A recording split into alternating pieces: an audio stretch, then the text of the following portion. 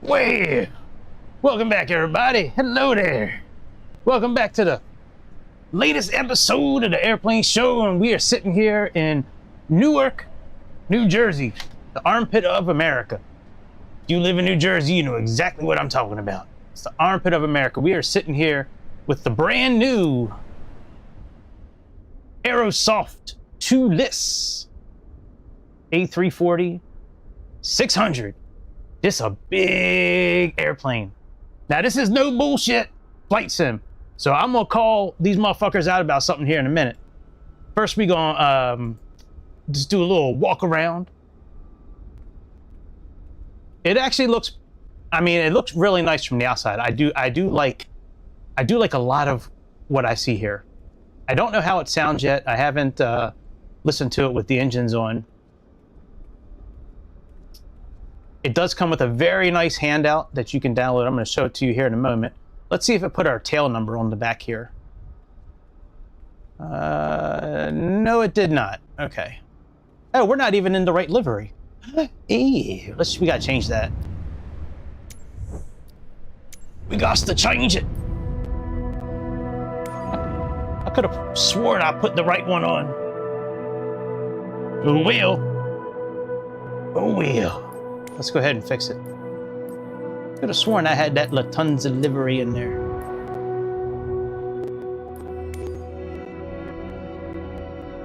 Actually, I did have that chosen. I don't know why it diverted back. Very strange. All right, come on now. There we go. We're going to do Lufthansa old. I always like that kind of yellowish tail on the back there. Yeah, see, this is the tail number from real life. That's our flight number. Let's see if it puts it on the airplane now. It looks really good on the inside, let me tell you. It looks real good. And I like the tablet that comes with it too. The tablet's really dope. It's very easy to use. Only thing I have an issue with right now is the throttles. All right, so 62 is in real life, but that's small, so let's just do 63. Departure. Hopefully everybody's been doing well. I've been busy living my life, man. Sometimes I just don't have time to fly, you know what I mean? As hard as that is to say, sometimes I just can't do it. Sometimes real life takes precedence. All right, come on, bitch, let's go.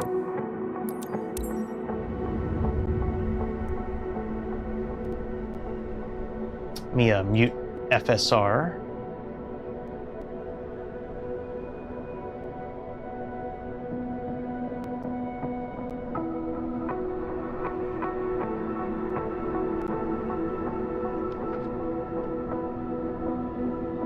But yeah, the throttle, I'll explain it a little bit now while we're waiting. So the throttle right now, it with levers that are made for the Airbus, specifically ones like Thrustmaster that makes them and things like that, those will probably work just fine. This Turtle Beat system, on the other hand, at least in this iteration of, you know, this is only the first time it's been out, so like there's no other variations of this airplane yet, but hopefully they'll update it to where this will be fixed. Because right now I can only use one throttle. I can't use all four. Which kind of sucks. I'm not going to try GSX tonight. We're going to let them be. For tonight, I just want to get up in the I don't think I'm going to be able to use the CPL DC. Is that what it's called? CPL DC. Anyways, the message system in the plane, because I'm not using VATSIM tonight. Okay, let's fix the time. And I'll show you what I'm talking about with the throttles. I'll just go into it for just a brief moment. I'm not going to spend long on it. Hang on one second. Okay, flow, and there we go. I do want to save some seats as well real quick. Actually, you know what? Let me save some seats before we do any of that. Let me see what the... Okay, there's that. Let's go Oh, one thing I like about this airplane that I saw, it looks like it's going to save the flight for you automatically. It looks like it does that, which I think is really cool. If that's the case, man, that is dope as hell. All right, let me, I just want to see what, okay, camera's not what I want. All right, let's go over here first. I want to see what it is to save seats again. I forget what it is in this simulator. Okay, so no, it doesn't put the correct, it's very close. The one in real life ends in a Z. So that's pretty damn close. Okay, let's get inside the airplane. And let me see what it is to save seats. Yeah, also the rudder. I'm not sure if the rudder is the tiller is gonna work on the ground the right way. It wasn't recognizing the rudder pedals as tiller inputs. Okay, let me go down to cameras. Cockpit camera. Remember, we don't have Parallel 42's chase plane yet. It's not available for this update. All right, so save is control 1, 2, 3, and 4. Okay, and then load is shift. Okay, that's easy enough to remember. So control 1 through 4. Let's go ahead and do that now, and then I'll come back and show you what I'm talking about with the throttles. It's crazy. All right, how do we open this up?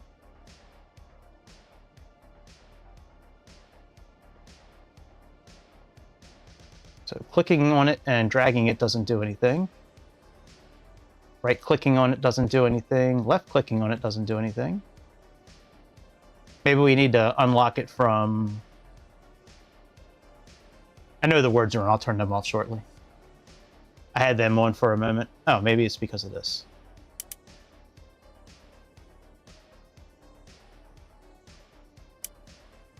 Okay, let's try that now. See, now it says close. Unlock on Aerosoft. Okay, you know what? Screw it. We'll just go through the door. Now, I have not looked at the interior of any of the other airplanes yet. But the little bit that I looked around on this thing looks really good. I've never been inside one of these airplanes in real life, but in the zeros and ones, in that life, this thing looked dope as hell. All right, we got to get one seat, I guess, in first class. Even though we really can't see the engines. Can we go outside? No, we can't.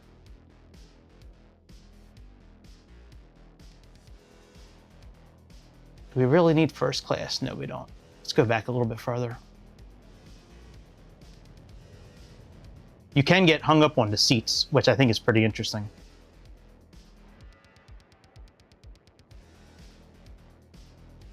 All right, can we go over now, please? All right, let's go this way. It's very weird how sometimes you get stuck on invisible walls. It's not just this airplane, just airplanes in general. All right, let's go like right here. No, maybe not.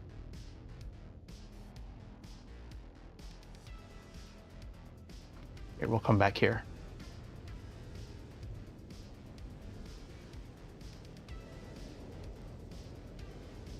Actually, I don't know if I like these seats either. I kind of want to see... All right, well, at least we're getting a pretty good look at the cabin. This is a big fucking airplane. Good lord. Yeah, I like here. That's what I'm talking about. Let's sit right here. So we got control 1. So that'll be number 1. Let's come over here to number 2. Yeah, see, I like the slats, seeing the slats, that kind of stuff. I want to hear the hydraulics. Hey, what up, Scalebait? What's up, dude? How's life been? Pretty good? Pretty good! We got to save 2 more seats, and then we can... I'll show you what I'm talking about with the throttles. At least with Turtle Beach. Turtle Beach throttles are not very good with this airplane. Not yet. Maybe they will be one day when they grow up a little bit more. All right, let's go back here. We'll sit back here. This will be number 3. And then let's swing back around. And you know it. I'm a big weather nerd. Yeah, I'm ready for tomorrow. We the only thing that might save us is that we're like at the very top end of like because I'm close to Philly, so we're like at the top end. But man, it's going to be supposedly the worst weather in like 10 years, which, you know, we'll see what happens. All right, let me but thank you, I appreciate that. So this tablet's pretty cool. And right now we have our ground power, we have our chocks in, here's pushback. Let's see here. So joystick actions. Okay, I do see, I changed this last time. We're gonna leave that off. Let's see if it'll register my pedals again. Let's see here. Okay, so it doesn't register the pedals, but it'll register my brakes as captain. So right now the tiller is not. Okay, so we have this here, right? Full manual configuration. You can change the linearity of the throttle. So I have 4 throttles, okay? And when I set them for all 4, and I even tried it in auto mode, and I tried it with all 4, what would happen is the throttles would just go all the way to the very like top. Like there was no stopping at the dedents. Like there was no way. I even tried playing with oh, I gotta turn the words off. Shit. I even tried playing around with the settings in the hardware setups, and like it just didn't help. So I gave up finally. I spent like a half an hour on it tonight, and I was tired of fucking with it. So it just doesn't work properly, these throttles right now. One thing that they do recommend in here, let me just go back and change these settings. Shit, where did I see it? Is it under assistance? Oh no, it's right here. Okay, here's the words. Let me just switch to display capture real quick. Hang on a second. Let me show you what I'm talking about here. So here's the document that comes with the airplane. It's a really good document. It's really in depth. It's got a lot of, it's only got like 5 sections, but they're really good. The it does have pop-up displays, not like X-Plane. This pop-up display is huge. It like takes up the whole page, and then you have to like bring it down to like a manageable size. In order for that to happen, you have to hover over the, it'll do all 6 screens plus the EFB. You just hover your mouse over it for a few seconds, and then hit the right Alt button on your keyboard, and that should do it. The setting is under new user interface if you go to your keyboard settings. But yeah, so it's a really good booklet that comes with it. It just gives you over the highlights. Now it does say to enable the disabling of crash stress. So it does say that it must be enabled. So we did do that, even though I don't usually like doing that, but that's what we're doing today. This is a real flight. Lufthansa 403, Newark to Germany. Let's go ahead and let's start working on this tab. The tablet's really cool. I like this tablet a lot. It's kind of my first time really using this tablet outside of just setting it up, but I don't know. It's just something about like the font and the colors. Like, I don't know. It's pretty cool to me. I like the way it looks. So under startup here, you can choose your, we have cold and dark as our default. You can choose quick engine startups, APU startup. There's different situations. It comes with 10 situations, and each situation, the different situations, you can find them on, I believe, the website, either on Aerosoft, but there are different ones where like one engine goes out or hydraulics go out, and it has different airports.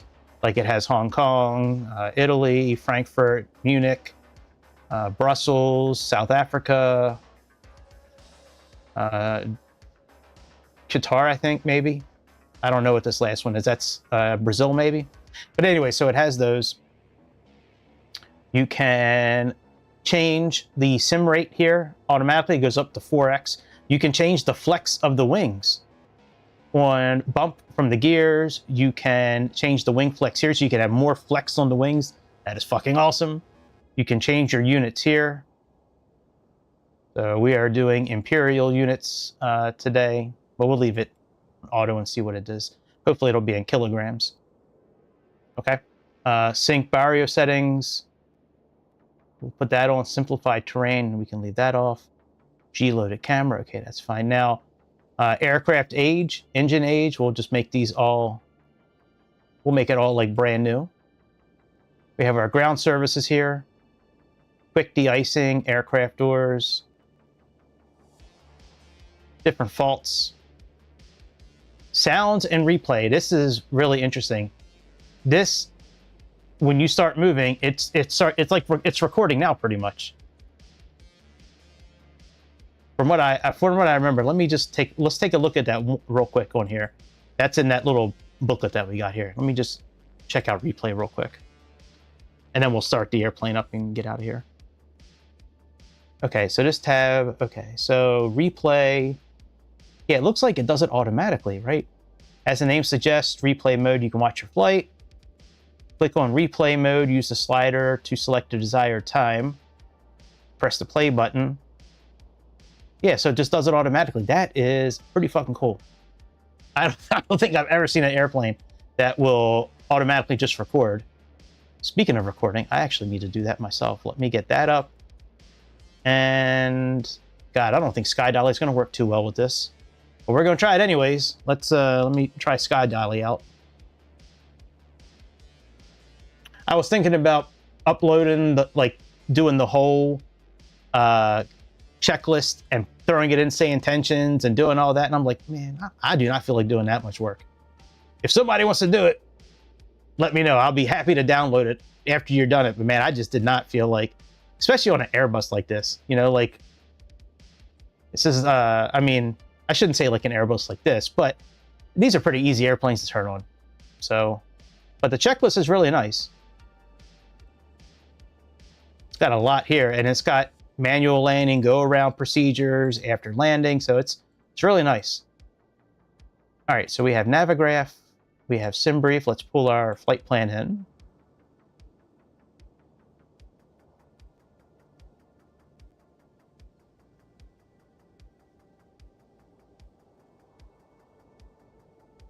You can download via the MCDU. Oh, okay, I gotta go there first, I guess. All right, well, let's get our airplane turned on.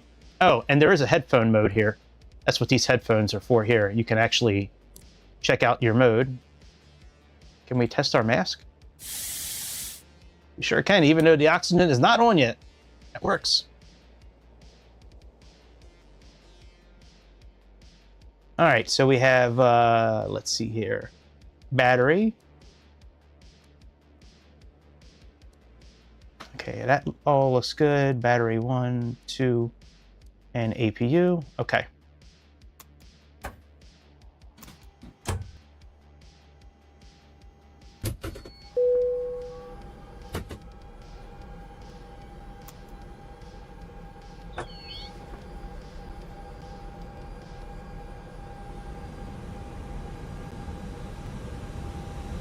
Very nice. All three MCDUs you can do independently of each other.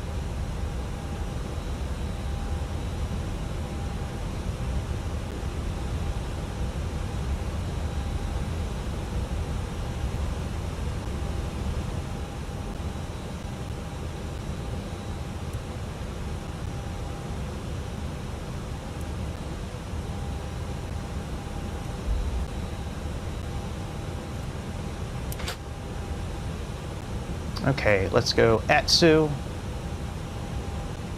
Let's go AOC. Let's go flight plan initialization.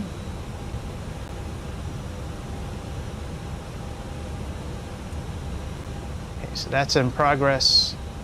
Let's align our systems here. Come on.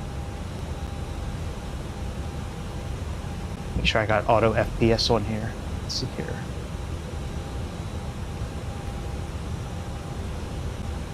Okay, yep, Auto FPS is running, very good.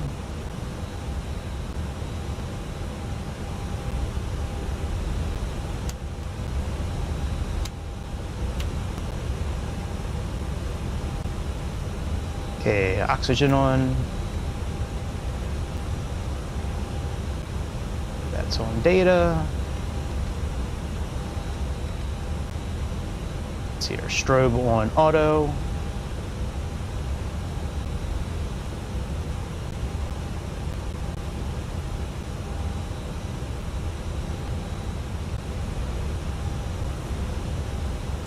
Okay, that works.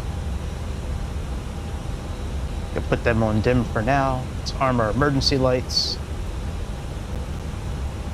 Let's make sure this is good.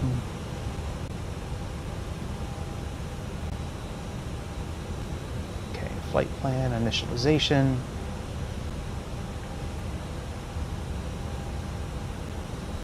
Now I think that's correct. Let me look at Navigraph charts. I should have the coordinates here. Terminal spots, parking coordinates, there we go. I know we can pull this up on our tablet as well, but it's just as quick to do it here. Okay, that is correct for where we are parked. So let's align on that and confirm. Okay, there's our flight plan. Let's see if our tablet has the same info now.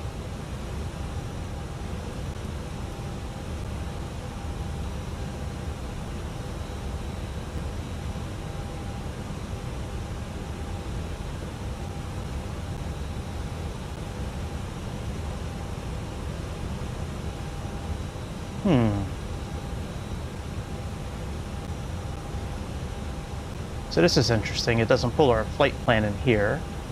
So we have KEWR.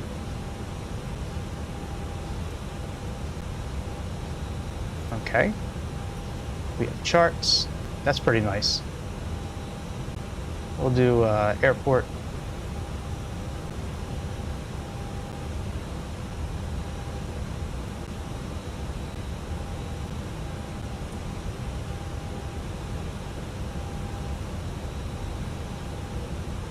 Doesn't lock on our airplane? Guess not.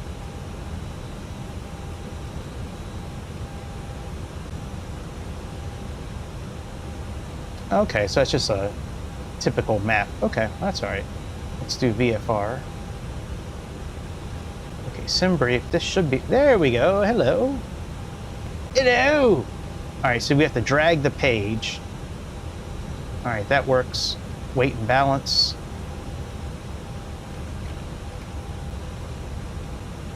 See here, load current values. I think that's correct. Let me take a look here. So fuel, we have a total of 72.8. Okay, so that looks good. And then we have, let's see here. I need to go one more page up. There we go. 440. Payload of 44. 440, there we go. Load current values. All right, very cool. Let's go ahead and see if we can get departure clearance with this. I don't think it's gonna allow us to. Or at least let's try to get ATIS to work. Let's see here, clear.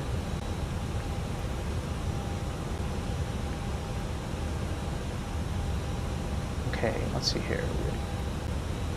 And ATIS. Okay.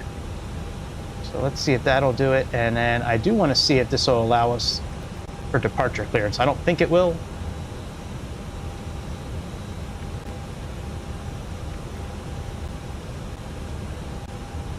Let's try KEWR. Make sure we are in data mode here.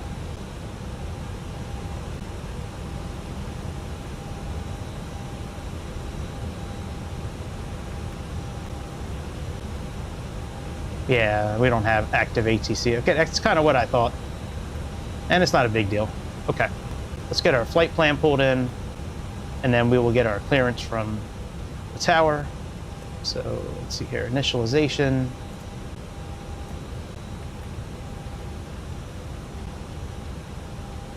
Takeoff weight, let me see here.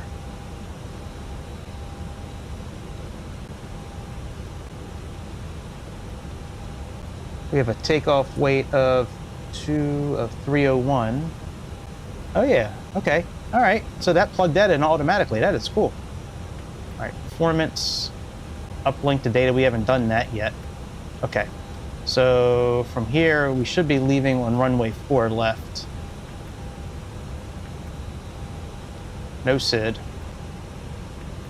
Insert. Let's get rid of this there, and okay, right to merit.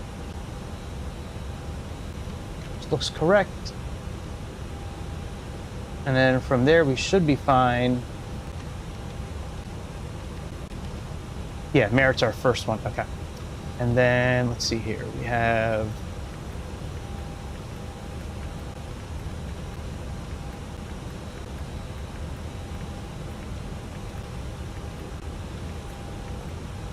I don't think I've ever done a flight this long before. Been close. Okay, so let's plug in our arrival for now, at least. So we're planning on runway 25 right, ILS Z 25 right. Okay, ILS Z 25 right. I don't like that. I want to do the star first. Isn't that how they do it in real life? You choose usually you choose the star first, the arrival first. Okay, so we have MCOLA 1A. MCOM is a transition, none. Okay, so that looks good. We have MCOM, and we shouldn't have any more. Excellent. Let's try to get our weather. We can.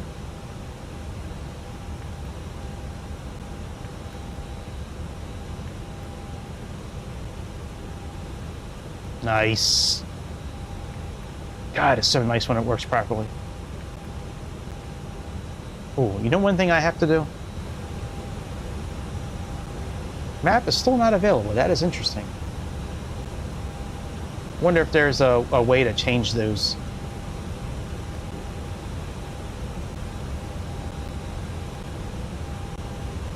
Oh yeah, the PC-24. Yeah. Sometimes if you go on FlightAware, you can find it. But yeah, no, those flights are kind of hard to find. Yeah, I like the PC-24. It's a pretty cool little airplane. All right, let's, I guess we'll contact the ATC. Let me see what SayIntentions is saying here. I haven't talked to them in a while. Let me at least make sure I still have the right controls here. Yep. Yep. And oh, I got to get rid of that button there.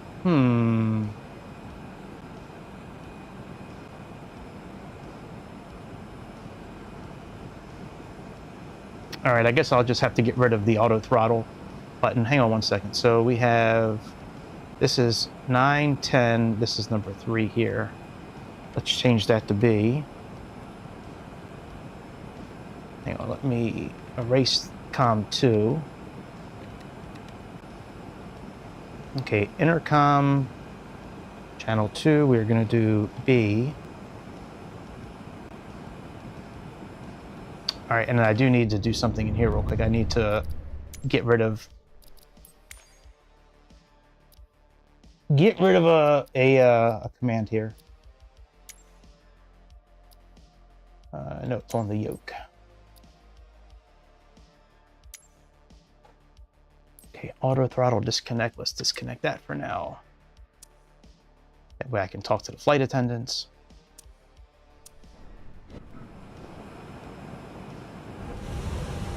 Okay. Let's get up our tablet. Let's talk to SayIntentions. All right, so ATIS is 134.825. Let's program that in.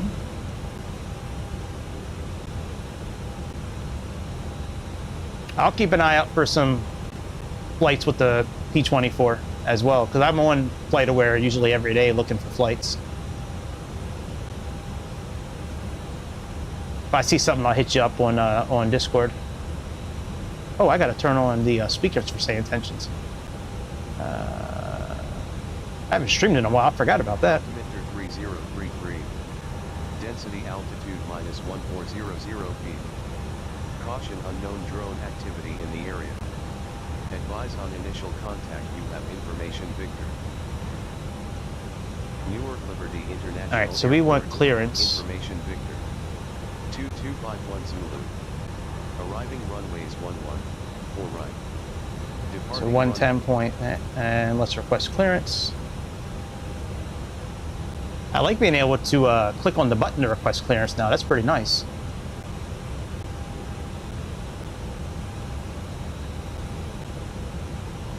Newark Liberty International Airport. Clearance, Lufthansa 403.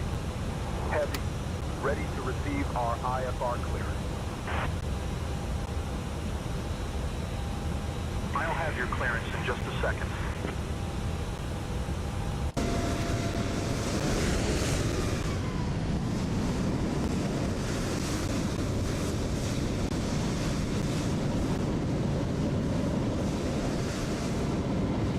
Lufthansa 403 Heavy, Newark Liberty International Airport clearance. Information Victor is current. Cleared to Frankfurt. After departure, fly radar vectors merit, then is filed. Departure runway 4 left. Initial climb to 3000. Departure on 119.2. Squawk 4773.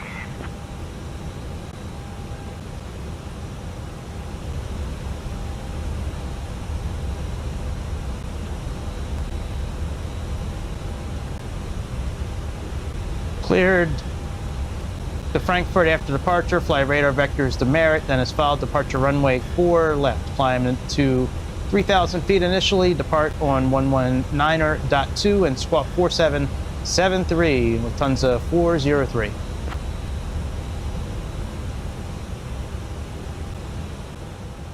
Lufthansa 403 Heavy, read back correct. Contact ground on 121.8 when ready. Okay, 4773. Okay, let's 121.8. Now let me see if I can switch this automatically. Yes! Yes! I love that. Ladies and gentlemen, welcome aboard Lufthansa Flight 403, departing from Newark Liberty International Airport to Frankfurt. Please take your seats according to your boarding passes and stow your hand luggage in the overhead bins or under the seats in front of you. If you need any assistance, feel free to contact any member of our crew. Thank you for choosing Lufthansa and wish you a pleasant flight. Okay, takeoff performance.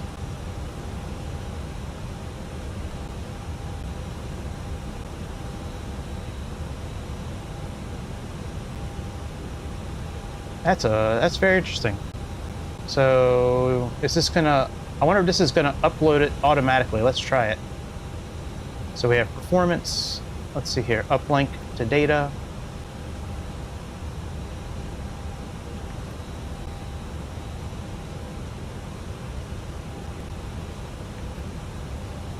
Okay, receive takeoff data. Insert uplink. Oh, wow, that's cool. Doesn't have our flex temperature in there though. Let's put that in there. So flex is 72.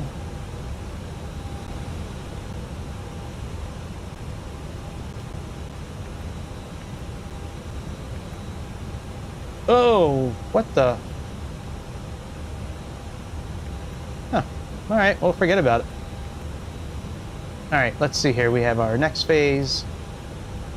Climb and cruise descent. All right, I think we're pretty much ready for pushback, actually. Yeah, I mean, we have everything's programmed. Performance is good. Initialization is done. Yeah, we're ready to roll. Let's get clearance for pushback.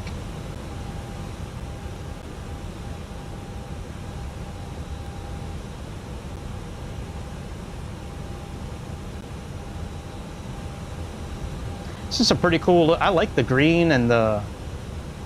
That's really cool looking. All right, now ground services. Oh, we got to turn the APU on.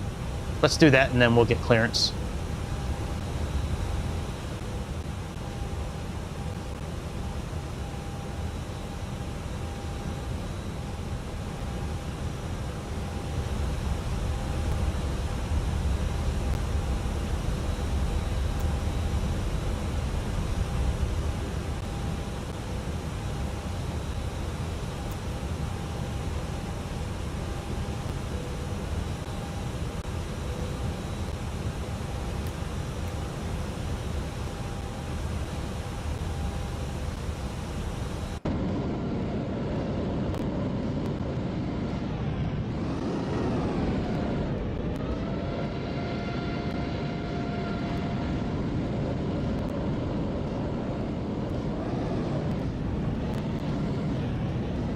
good looking airplane, that's for sure. Looking for the APU. United 955, contact tower on 118.3, safe flight.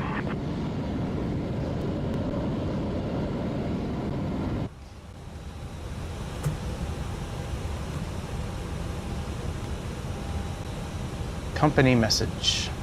We'll do our messages back here, I guess. Oh yeah, I wonder if we got the ATIS one that we were looking for. Let's see here. Receive messages. Whoa. ATIS, that's what I thought. Okay. Let's just run through all these real quick. Otherwise, it's going to say it the whole flight. Oh, that is nice. I like how it says viewed now. That's cool. It doesn't do that in Flight Sim Labs or...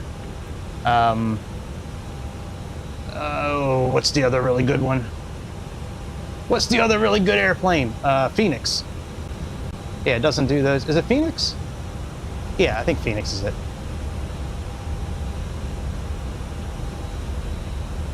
Okay, so that's good. Let's put on our APU bleed.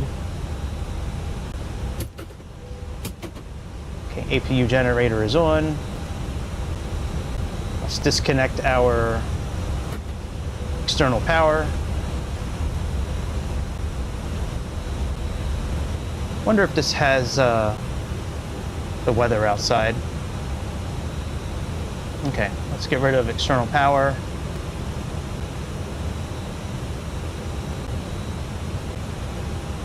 Oh, you can do engine cowlings. That's cool. So we have sim brief, Navigraph. Yeah, see, it doesn't give us weather. That's interesting.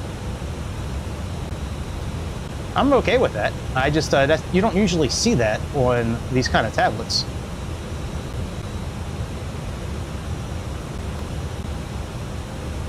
All right, where is pushback again? Here we go. All right, let's get our clearance for pushback.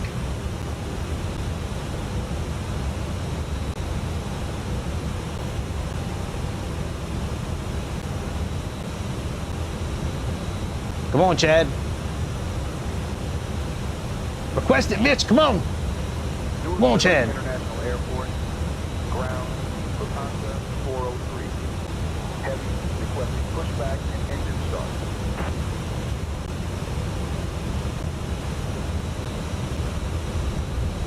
Lufthansa 403 Heavy, pushback and engine start approved. Tail northwest.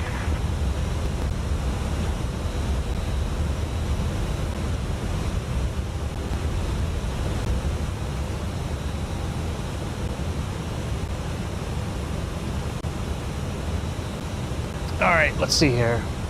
So the tail needs to go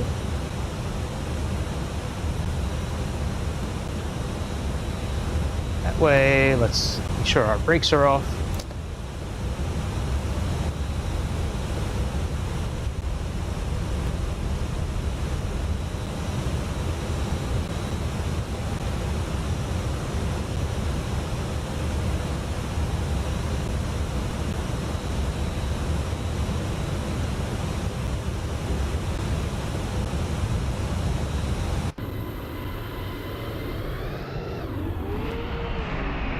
All right, is this thing pushing me?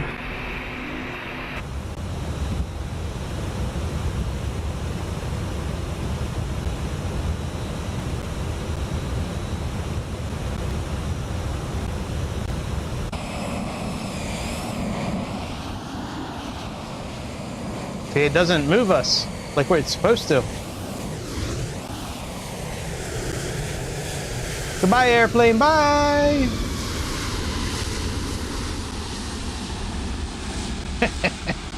All right, let's abort pushback and we'll just stop here. All right, so that didn't work out too well. ToLiss and Aerofly, or Aerosoft. That's okay though. Let's put our brake back on. Let's get our fuel pumps on. Oh, I love it. There's so many buttons to push. It's like being an A380. All right, let's turn our packs off.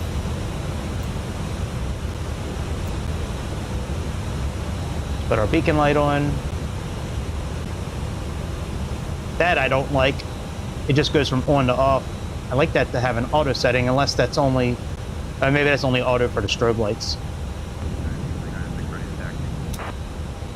United 2396, runway 11, taxi via Romeo Foxtrot, Alpha Sierra Bravo, Romeo Mike, Whiskey 1. Runway 11, taxi via Romeo Foxtrot, Alpha Sierra Bravo, Romeo Mike, Whiskey 1, United 2396.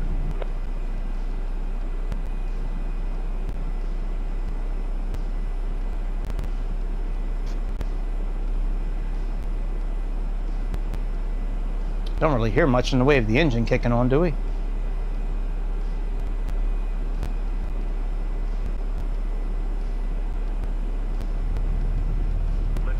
Oh, there we go. Ready for push. Lindbergh 4479 cleared for push and start. Push back up. Ah, there we go. 79.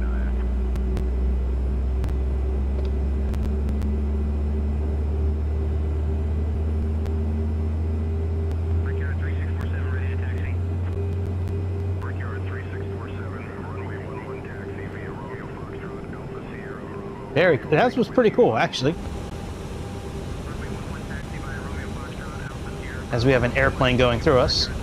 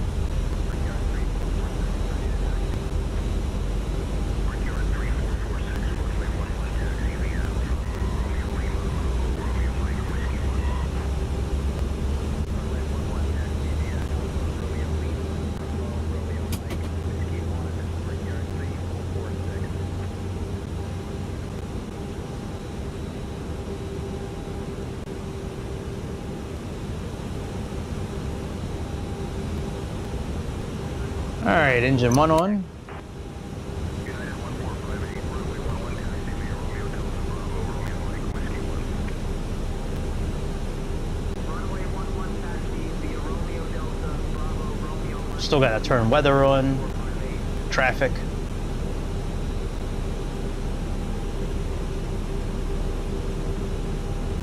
Takeoff brakes, anti-skids on.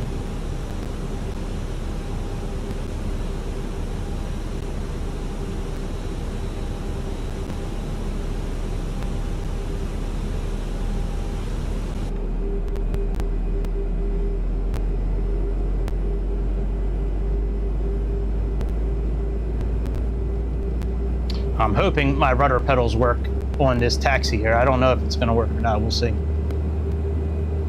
I'm not very confident since it wasn't registering it in their system, but we'll see. If worse comes to worse, we'll just use slew mode to get over there. All right, last engine. I wonder if they taxi with two engines and fire the other two up once they get clearance for takeoff. I wonder if I'm going to do some digging into that, see if I can find that answer. I wonder if they do that, because that would kind of make sense to me. Okay, spoilers up, weather on.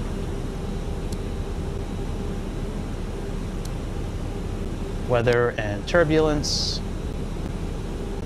Let's put you on. Do that right now.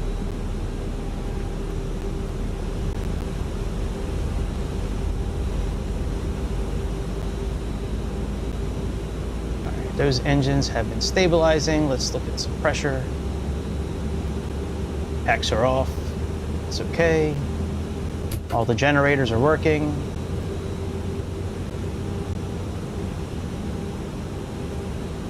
Hydraulics look good. Oh yeah, we gotta put packs back on. Let's do that.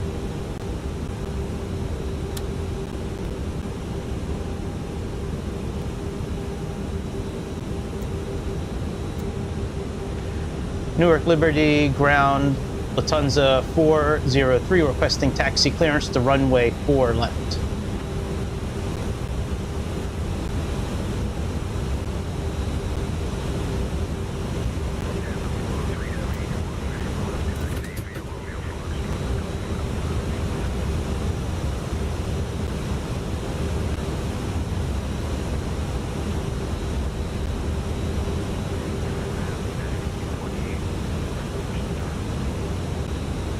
Flaps 3.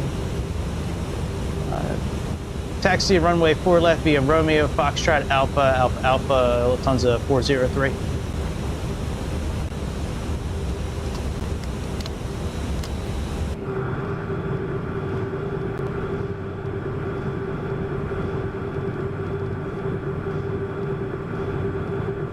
Not much in the way of hydraulics. This is definitely not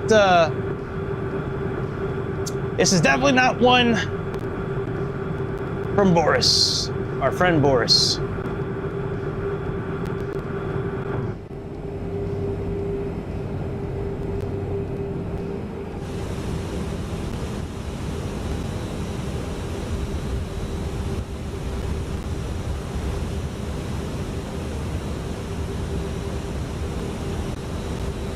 right, let's make sure we have control. That looks good, that looks good. That looks good. All right, controls free and clear. Takeoff configuration test, normal, very good.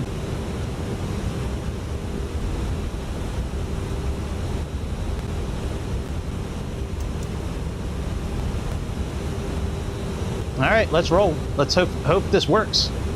Let me take the brake off, and we'll see if this actually. I don't. We'll see. I don't know if it's gonna turn. We'll find out.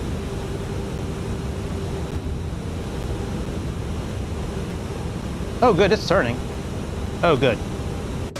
That makes me happy. Oh, I can't wait for chase plane.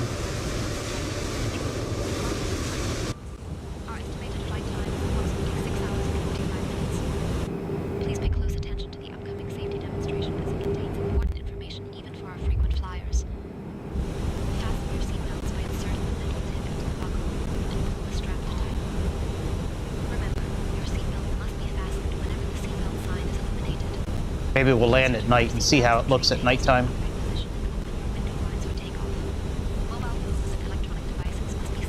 Oh. Yeah, no, I turned it down a little bit. You should be able to hear it now. Use of e-cigarettes are prohibited anywhere on board, including the lavatories. Oxygen masks will drop automatically if required. Pull the mask firmly, place it over your nose and mouth, and breathe normally. Hey, you should hear the flight attendants now. Life vests are located under your seat. Put it on and inflate it only after leaving the aircraft. Floor-level lighting will guide you to the nearest exit, which may be behind you. In case of evacuation, leave all personal belongings behind and follow crew instructions immediately. If any electronic device becomes hot or catches fire, inform a crew member right away. The safety information... Yeah, I turned it down when we were turning the engines on, so I could hear the engines, but... Wish you a pleasant flight. Hopefully somebody will generate a list of variables for this airplane so I can get the co-pilot to turn the engines on and lower the flaps and all that. I think that's pretty cool when you can command them to do that kind of stuff. I'm working on that right now with the F-28, and I was going to do it today, actually, but then this airplane dropped this week, and then the P-180 also dropped for 2024 as well, and I want to fly that too, so I guess we'll do the F-28 another day.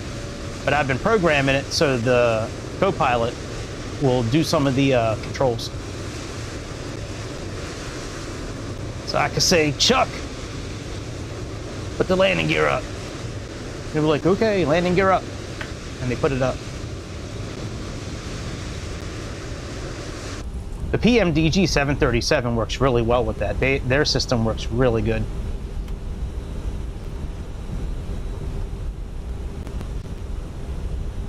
With that SayIntentions auto checklist thing they have.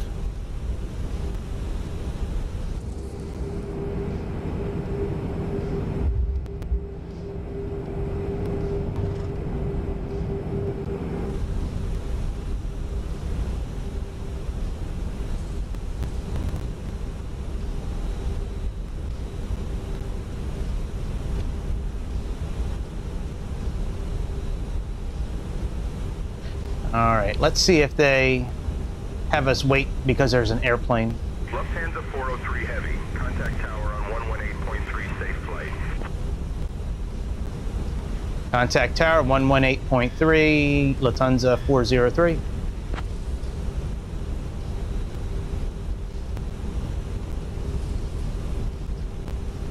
We'll contact them once we're holding short. Lufthansa 403 Heavy. Contact tower on 118.3.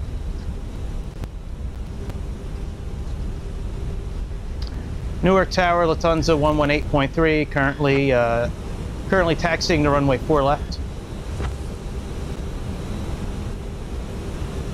Lufthansa 403 Heavy. Newark Liberty International Airport Tower. Say again. Currently taxiing to runway 4 left.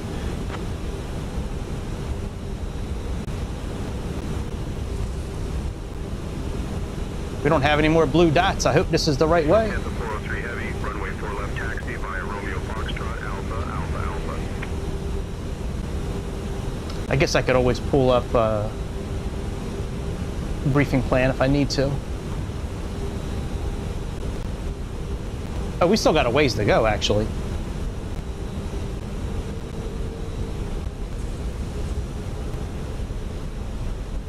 All right. We have a little bit farther to go. That's just weird that the lines went away. I mean, the dots went away. Usually those dots will stay up the whole time. But that little bit of thrust I gave it sounded so good. I can't wait to hear what this thing sounds like. Oh, there's the dots. See, they showed back up again. Well, welcome back to the cut, dots. Nice to see you.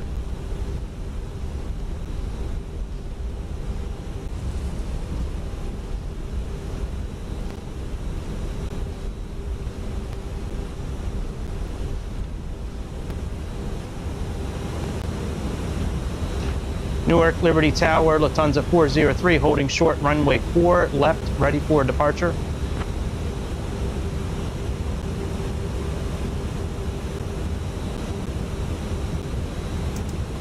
Lufthansa 403 Heavy. Runway 4 left. Winds 090 at 9er, gusting 19er. Fly runway heading. Cleared for takeoff.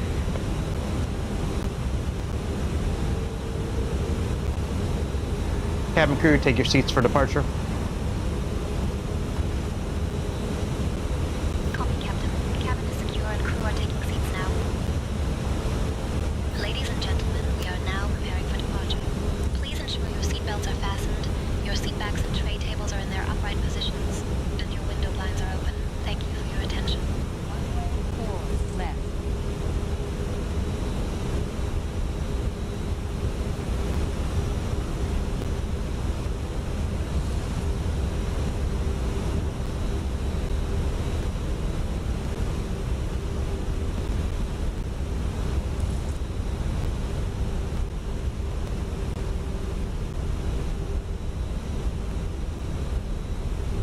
All right, let's go, bitch.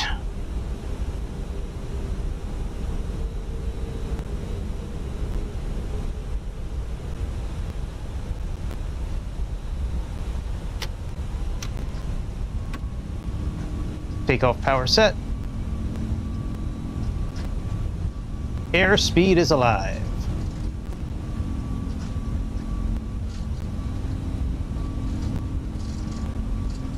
.100 knots. On runway 4 left remaining. 7,000 feet. That's interesting. B1.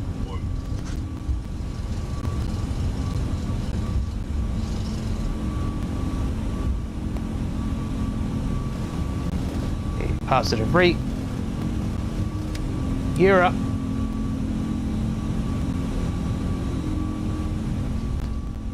See, right now I would ask my co-pilot to put on the altitude reporting, but you can't do it. The 403 Heavy, contact departure on 119.2. Contact departure on 119.2, Lufthansa 40 Heavy. Flaps up.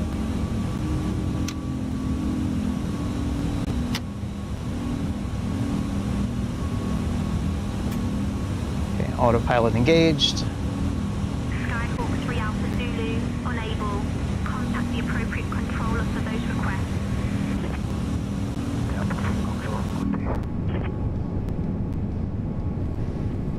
Newark 403, Lufthansa, currently climbing through flight level, to flight level 370. We're currently climbing through 3,000 feet. I guess 370 is our altitude. You know what? I really don't know, actually. Lufthansa 403 Heavy, climb and maintain 3,000. Did they say 2,000?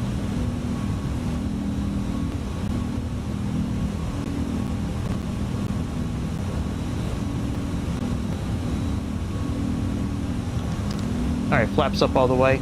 Climb and maintain 3,000, Lufthansa 40 Heavy.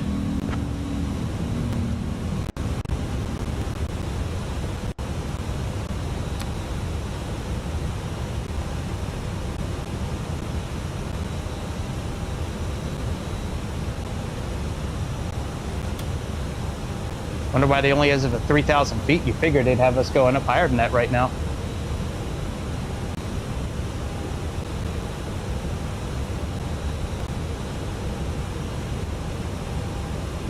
All right, what is our cruising altitude today? Oh, initially it's 35,000 feet. Okay, all right. We have some step climbs in there.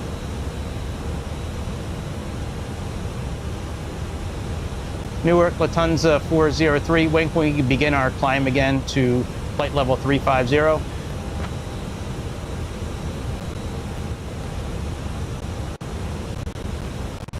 Lufthansa 403 Heavy, climb and maintain flight level 350. Climb, maintain flight level 350, Lufthansa 40 Heavy. United 1848, Newark Liberty International Airport Tower, runway 4 left, wind 090 at 9er, gusting 19er, fly runway heading, cleared for takeoff. Oh, there's New York City right there.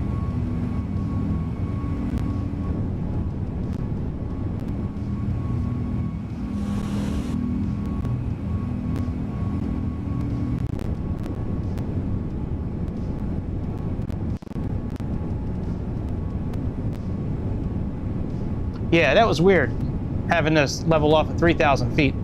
I think that was a mistake of theirs. But I was reading it, it's right here. Climb and maintain 3,000 feet. That's crazy. You figured you want to get away from low altitude as quick as you can. You know, when you're flying over New York City. Oh, I love seeing wing flex. That's such a cool thing.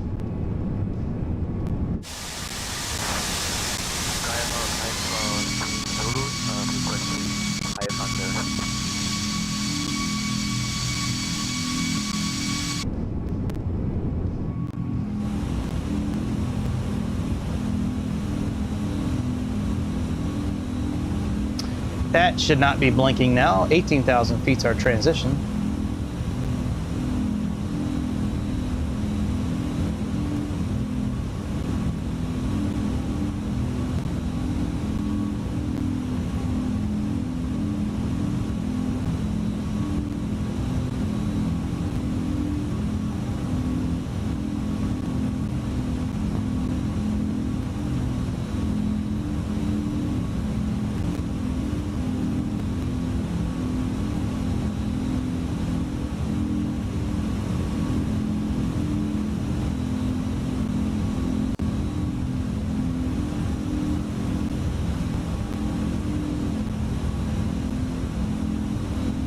Oh, I never tried the camera. I think there is a runway camera you can use in this airplane, I think.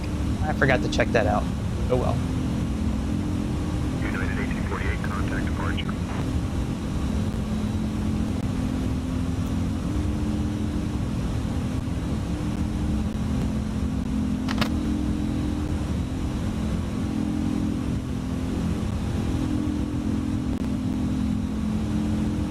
Dear guests, the use of approved electronic devices is now permitted in flight mode. Our cabin service will begin shortly, so please sit back, relax, and enjoy the flight. Thank you for choosing Lufthansa.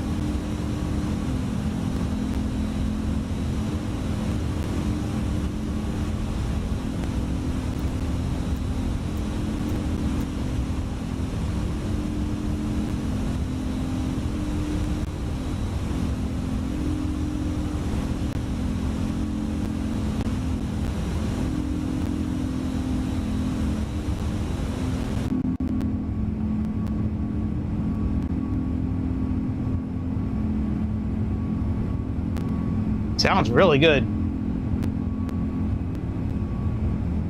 Oh yeah, yeah.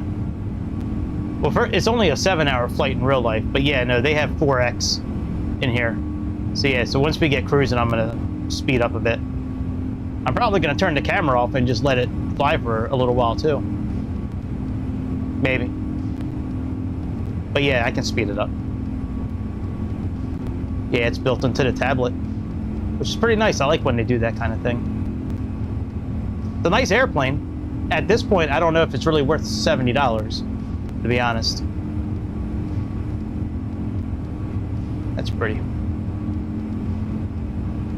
Yeah, I mean, there's for me to be okay spending $70 on this, I wish I would have known about the throttles not working properly, because I really like using 4 throttles when I have 4 engines. You know, I try to always match the levers to how many engines or props that I'm using.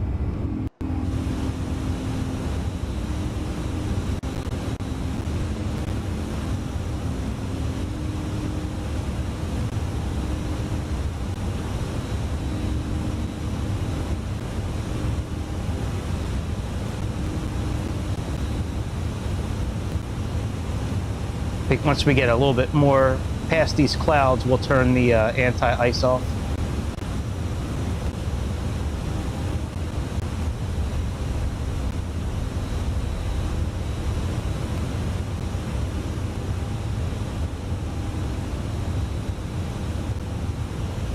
Okay, well, there's our airplane. That's pretty cool.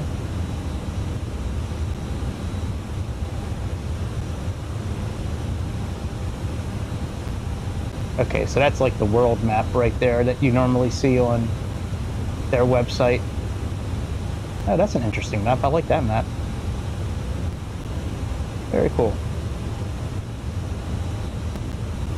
Yeah, but no, very interesting that there's no weather of any kind, really. I mean, other than a little bit showing here on landing and takeoff. That's very interesting. They didn't incorporate that. It's not a bad thing. It's just it's interesting, and normally you don't see that.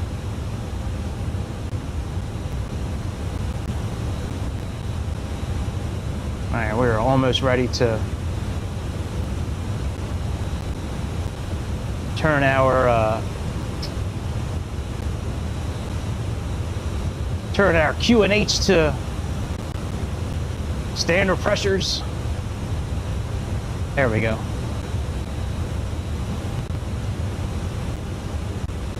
Standard pressures. Wow. 12 hours nonstop. You know what? I thought about doing flights like that. And then I think to myself, well, you know what? If I go to sleep, what happens if there's a problem? Like, you know, like, what happens if I watched this guy Phoenix a while ago. He was doing this kind of flight. He did like a 12-hour flight. He went to sleep, and while he was sleeping, something happened with the autopilot, and the airplane just started doing circles, and it did circles in the middle of the ocean for hours while he was sleeping. And when he woke up, he thought he was going to be like getting ready to start descent. He was still in the middle of the ocean just doing circles. That was so funny. But yeah, I worry about something like that. I'm like, man, if I go to sleep, what's going to happen? There's a problem. So yeah, now I'll speed this up.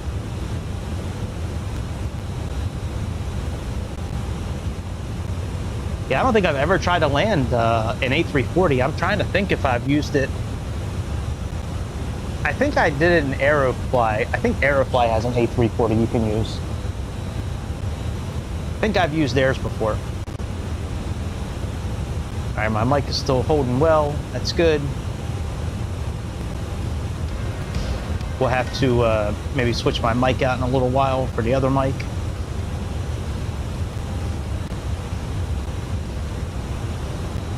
All right, let's see what kind of noises FSR has available here. Share my display. So airframe, wind 5.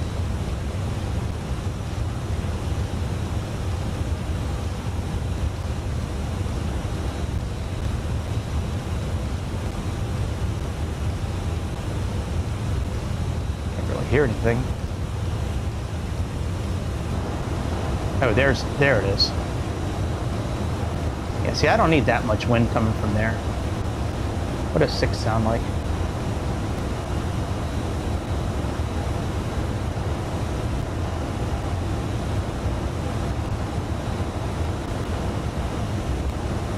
Breathing, G-forces. Oh, here, this wind, this is the real big sound here with them. Windshield noise.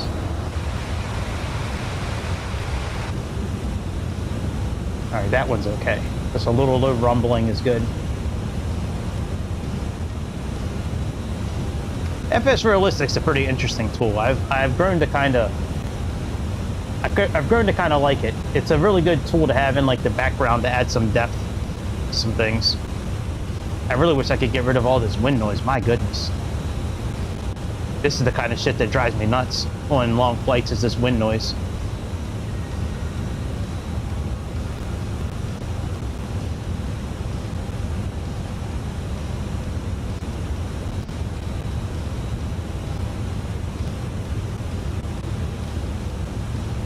Wonder if I missed something. Hang on one second. Let me see if I missed anything here real quick.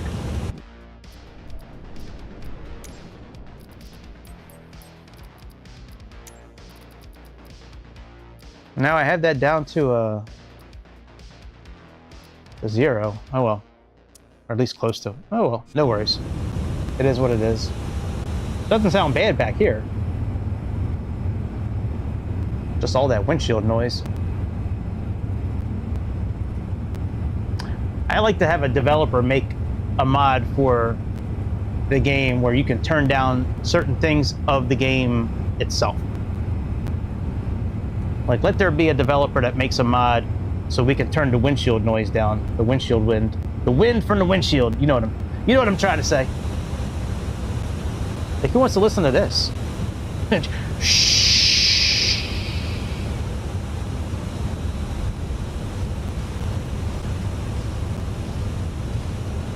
Turn your screens up, buddy. We can't see it.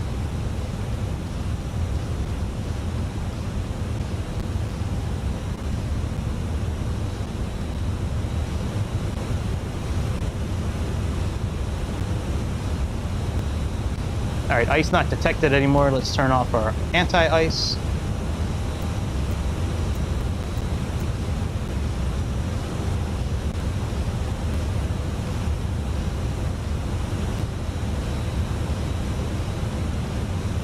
Track transfer and process. Okay, we can actually, let's turn down these signs a little bit.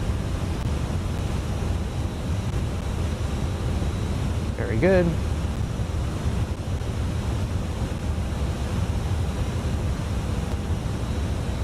So far, the controls, it's running really good for being the first edition of this thing.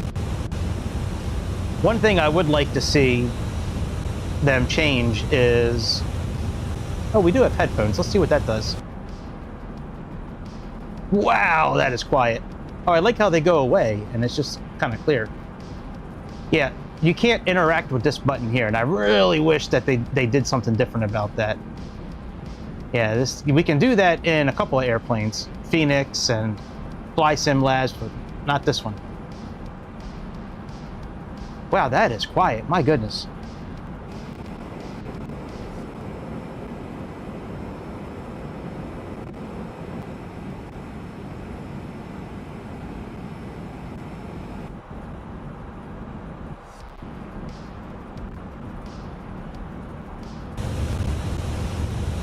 Oh shit, we'll leave the headphones on. That's great. Yeah, maybe that's why the pilots don't hear it. It's because they have headphones on. Yeah, once we get up to cruising altitude, we're going to hit the 2x or 4x for a little while. That sounds good. I like that. I wonder if it's got any cool kind of screenshots.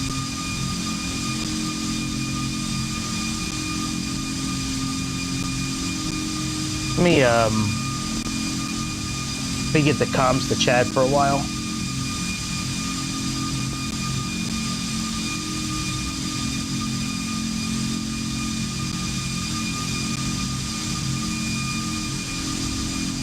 Can I do it here? Maybe I can't do it there anymore. All right. Let me do it from here. There we go. Right, yeah, now it's worth it.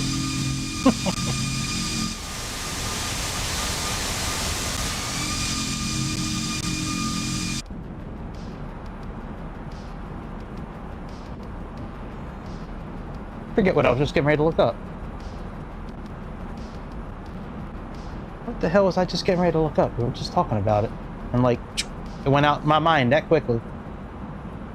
Gotta think about this for a minute.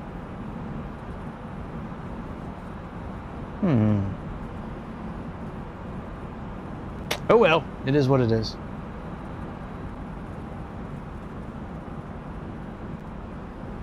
Lead gear, gravity, oh that's cool. A safety switch for the front gear. Very nice.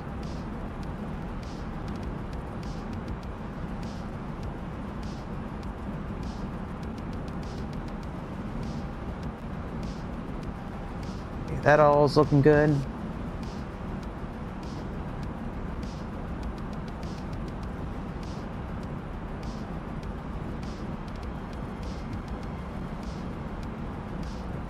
Tell you, I mean, setting up the airplane tonight was really easy. Really easy. Pulling the flight plan in, the weather, the performance, the weights.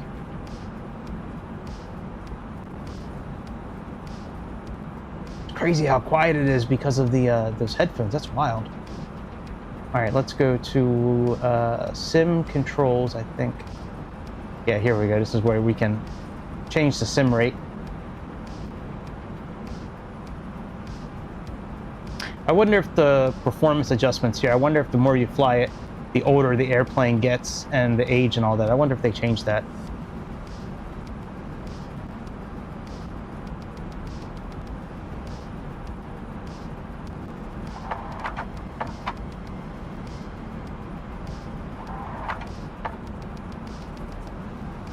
A checklist? Yeah, look at that little checklist. That's cool. I like that.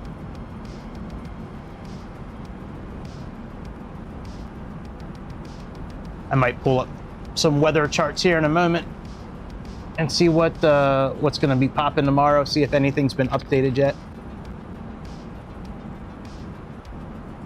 I'll take my medicine real quick, and then we going check out when we need to get up to the next altitude. So I think we go up to 39,000 feet on this flight, if I'm not mistaken.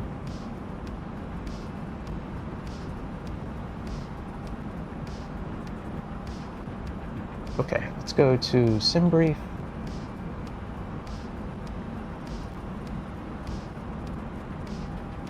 I like the interaction with this as well. This is very nice. So 35,000.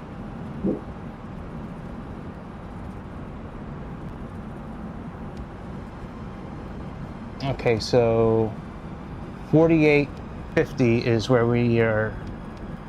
Looks like we're going up to 37,000. All right, right now optimal is only 35.5, so we'll wait a while. It looks like we still have a while before we're gonna hit that anyways.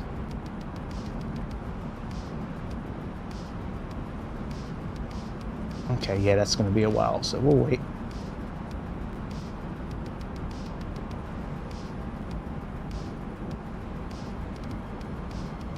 I mean, we don't even have to really switch if we don't want to. Like, we could just keep it.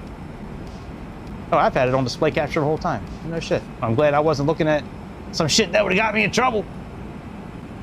All right, pivotal weather. So I live somewhere in here. And tomorrow it's going to be...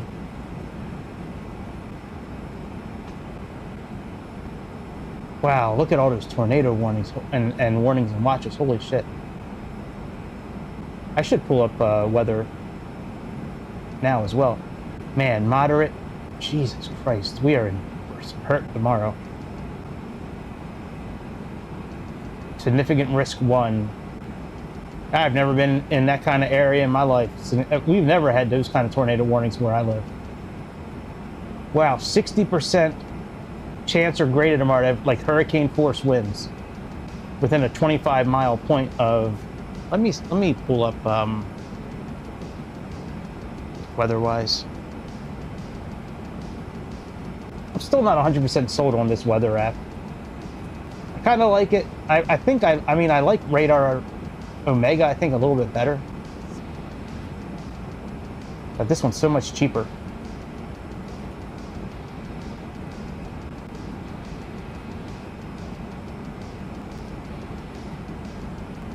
Tornado warning, Missouri. Right here.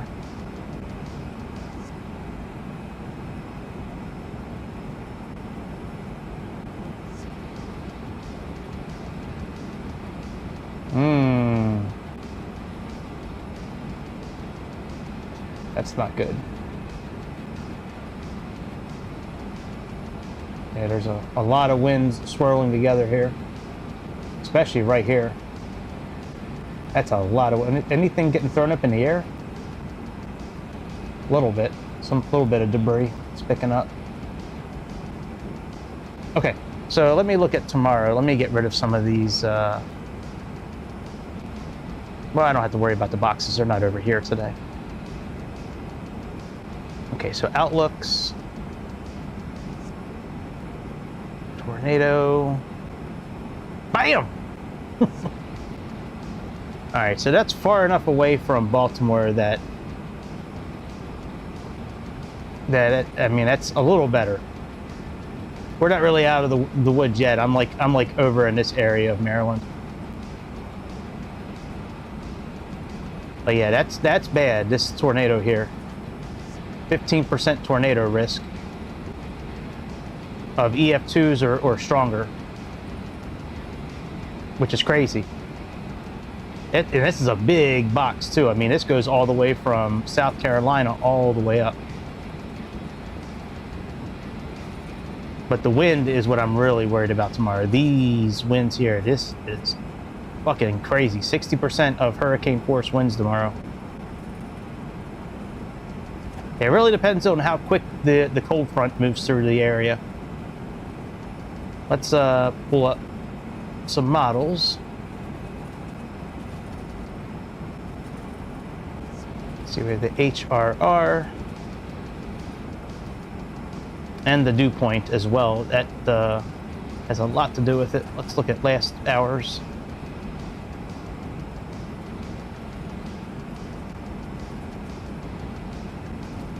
I should go to pivotal weather for this kind of thing, but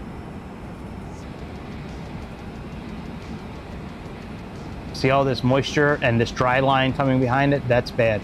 When you have those dry lines, that's usually what can kick off. You go from 60 to 30. Oh yeah. Composite. Oh, look, it has a lot more. These options aren't on the tablet. That's nice they have this here. Okay. So we have significant tornado, supercell. So very low.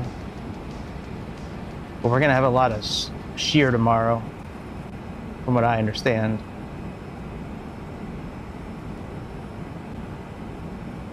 What time is this for? To see, this is only for 11 a.m. This is not going out far enough yet, time-wise, I don't think. Yeah, it's not going out. Let's look at the GFS. No, actually, I want to look at the...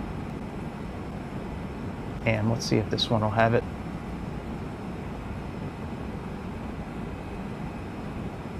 Okay, supercell composite. 316, that's 10 a.m. That's 6 p.m.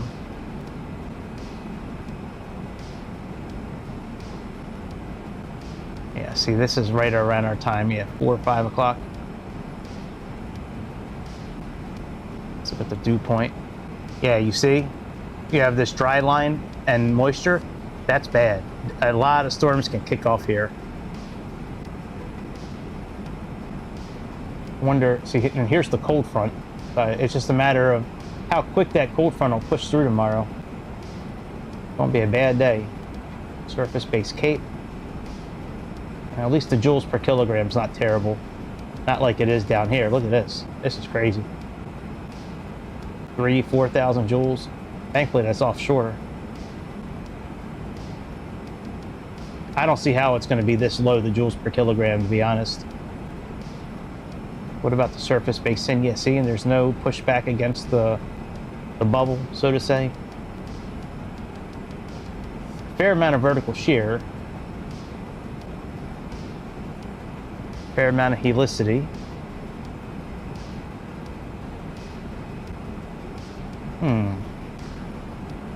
Let me take a look at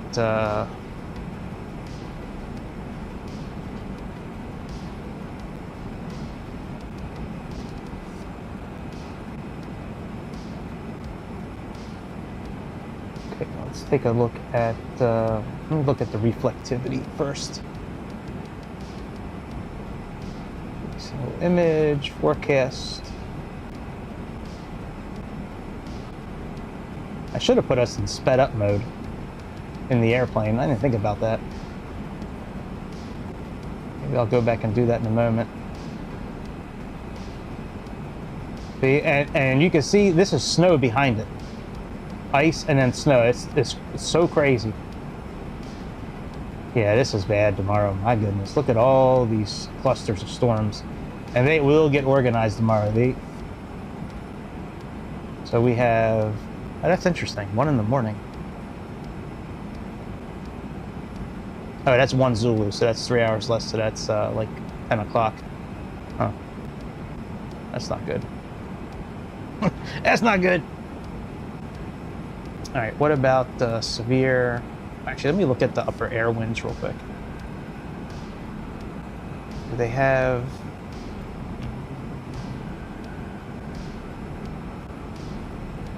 Oh, just temperature evasion. Okay, I don't care about that.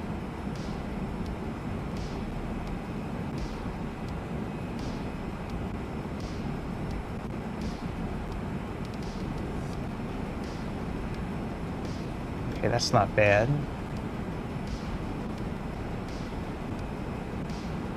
What's our Cape? See, even the Cape does. See, I don't know how we're gonna have huge storms when there's not much Cape. It's like you need to have a lot of energy for these storms to kick off.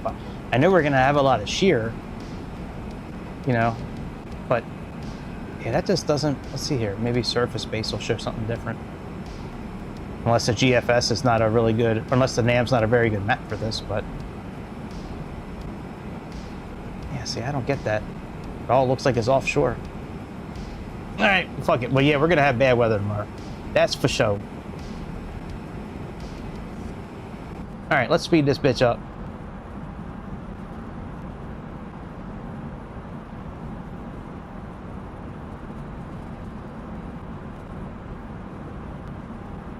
All right, we'll leave it at 2x right now.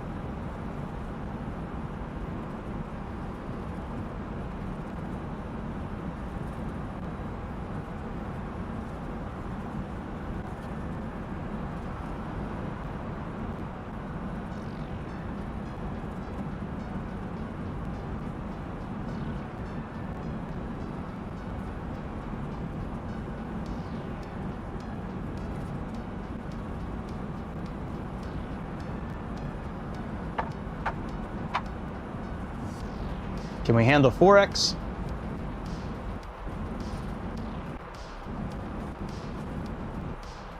We might be okay as long as I don't like look around too much.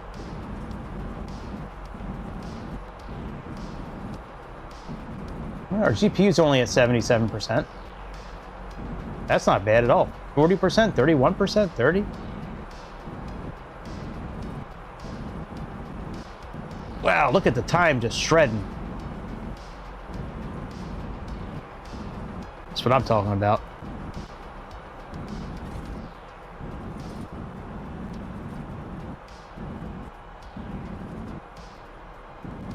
I'm not going to go outside while it's in 4x. I think that's probably a bad idea. That's probably a bad idea.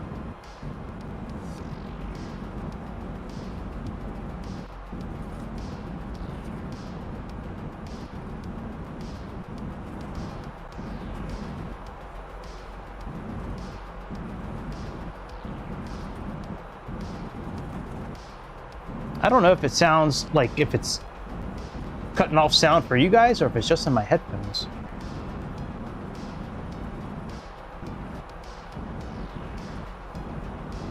But yeah, I think 4x is the highest you can speed it up to. I know in MS, the 2020 edition, I know we could go up to like 16x, I think, or something like that. But yeah, I don't think you can do it here.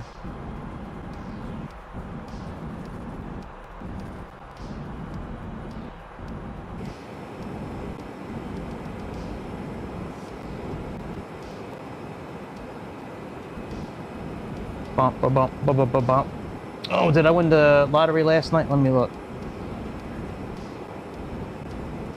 Nope. What about Friday night? Nope. Fuck, man. Still haven't won the lottery. That's my retirement right there. That's my retirement plan. Winning the lottery. Yep. That's right. We're gonna win the lottery and turn our house, maybe not this house, but a house, we're going to turn that house into like a whole, we'll have like 2 or 3 different cockpits. We'll have like an F-14 Tomcat with the Rio behind us. We're going to have like a Boeing and like an Airbus or something like that. Or a Dash 8 Q400 or something like that. Wow, we are still boogieing. We just hit Brad.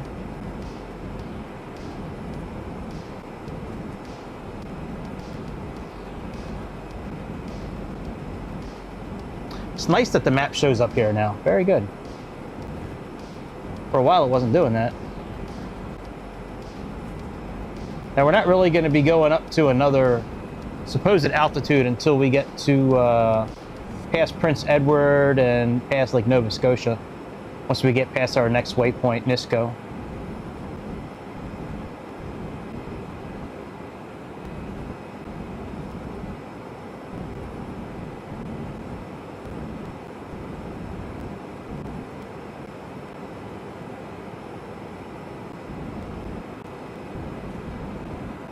Welcome JFK, what? We're not, this is not a JFK flight, buddy.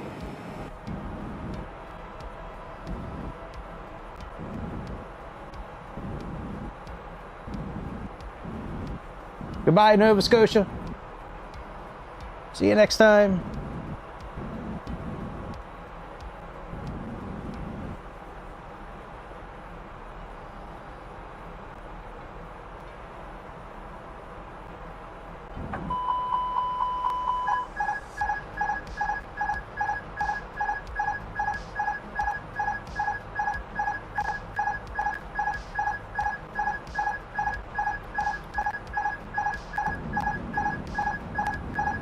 No! No! Son of a bitch.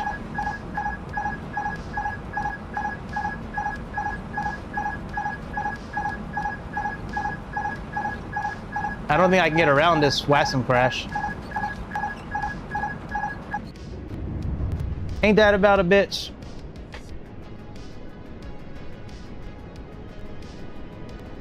Ain't that about a bitch? $70 airplane. Here's your $70, America. Plug in WASM. And I don't think there's a way around this.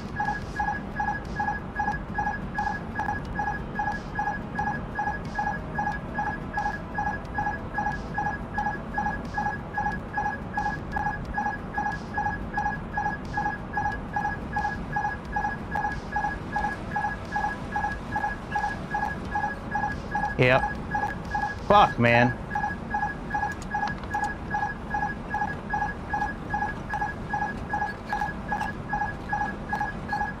Wait a minute, is that one of the crashes that we have available to? Hang on a second. Let me oh, I don't have access to the EFB, fuck.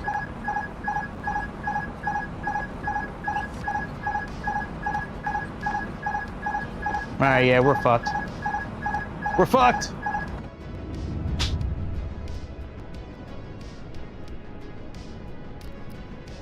Great job! Way to go, guys! Way to go! Way to go!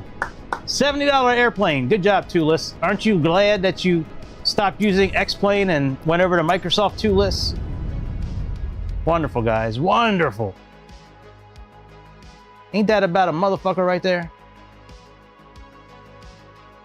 Ain't that about a bitch? Well, what we're going to actually do is we'll just, I'm going to quit to the desktop real quick. We're going to uninstall Navigraph 2024. Not Nav, I'm sorry. We're going to uninstall the new AirRack, and we're just going to do a couple of flights with FS Academy. So let me, but I have to unload Navigraph Hub. I wonder why that happened. That really sucks. And it wasn't the first time I was in the airplane. That should not have happened. You don't see that issue really with a lot of airplanes. That's a very strange issue. All right, I just uninstalled the latest AirRack cycle. Yeah, this airplane is definitely not worth the money at this point. Fuck no. That sucks, man. I was really looking forward to flying this long-haul flight. I've been thinking about it all week, been planning it. So excited the other day when the A340 came out. I'm not excited anymore. That thing's a piece of shit. 70 bucks. Fuck you. It's definitely not worth 70 bucks. Not with the brake, I'm sorry, the way the brakes were working, the way that it doesn't pick up my rudder pedals, the way that it doesn't allow me to set my throttles, the wind noise in the cockpit. There's no METAR on or weather on a tablet. I mean, the laundry list is long with this airplane. Fuck this airplane.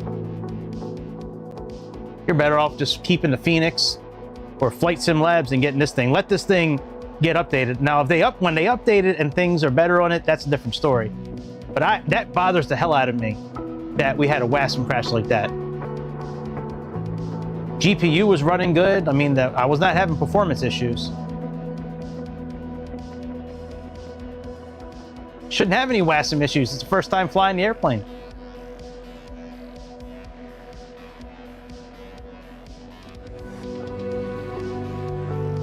It's one thing if it's a problem in the airplane that's like programmed to happen. But who wants to do it? I mean, like, but who wants to go on another flight and take the risk of this shit happening again? Who knows? I mean, it's a long haul flight. Of course, you're going to go 2x or 4x for your speed for the sim. Who wants to sit there for 12 hours? Just staring at it, you know what I mean? Like, nobody wants to do that. So if that's going to be a problem with skipping time and moving time up faster, that's a big problem, guys. Y'all need to fix that shit. I think I can get a refund on this motherfucker too. I think I have a few days to get a refund on Aerosoft's website. I'll give it another try tomorrow. You know, we can come back in and try it again. As long as weather's okay, you know, we'll see it. Tomorrow's going to be a bad weather day, but you know. I was thinking about gaining a bunch of weight tonight and just wedging myself between the toilet and the wall inside the downstairs bathroom here, because it's the innermost room on the basement. So I was thinking about just gaining a whole bunch of weight tonight and then just yeah, I thought that would be kind of funny. All right, I guess I can turn off Sky Dolly. Oh, the flight cannot be stored. That's fine. We're not going to be really chopping it.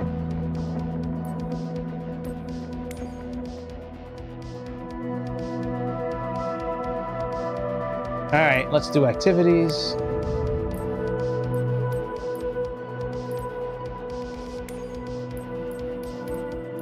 Nope, not this one.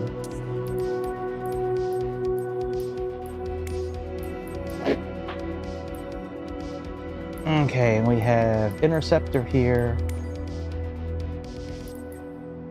We did navigation exercises last time. Partial panel 1, 2. Glass cockpit is what we're up to now.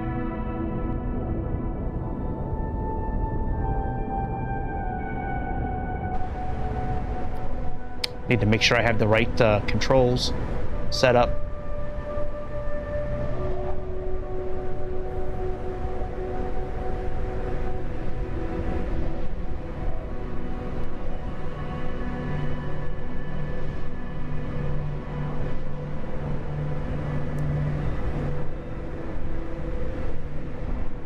Come on, Sky Dolly, stop being a bitch.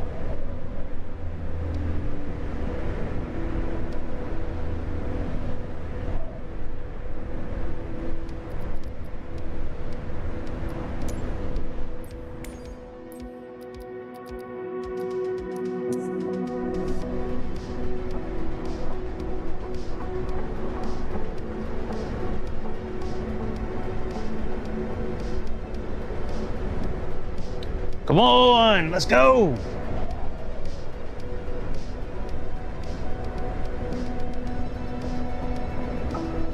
We definitely wouldn't have had that problem on X-Plane, that's for sure. Come on, can y'all load this motherfucker already? I mean, why? I just want to fly. Why do you take so long? It's downloaded. You don't need to pull this out of a cloud. It's on my hard drive. Let's go.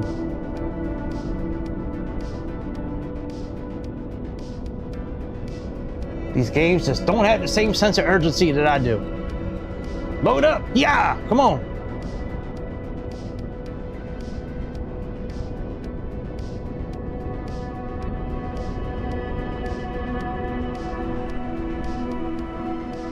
There we go.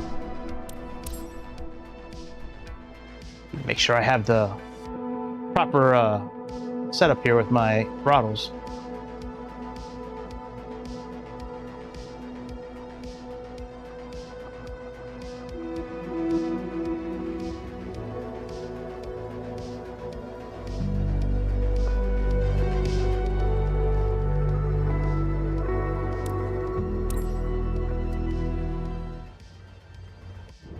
Hang on, let me make sure I get the right settings.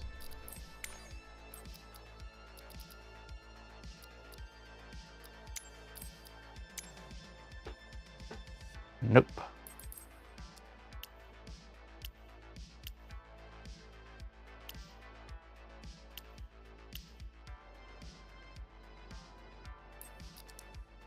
There we go.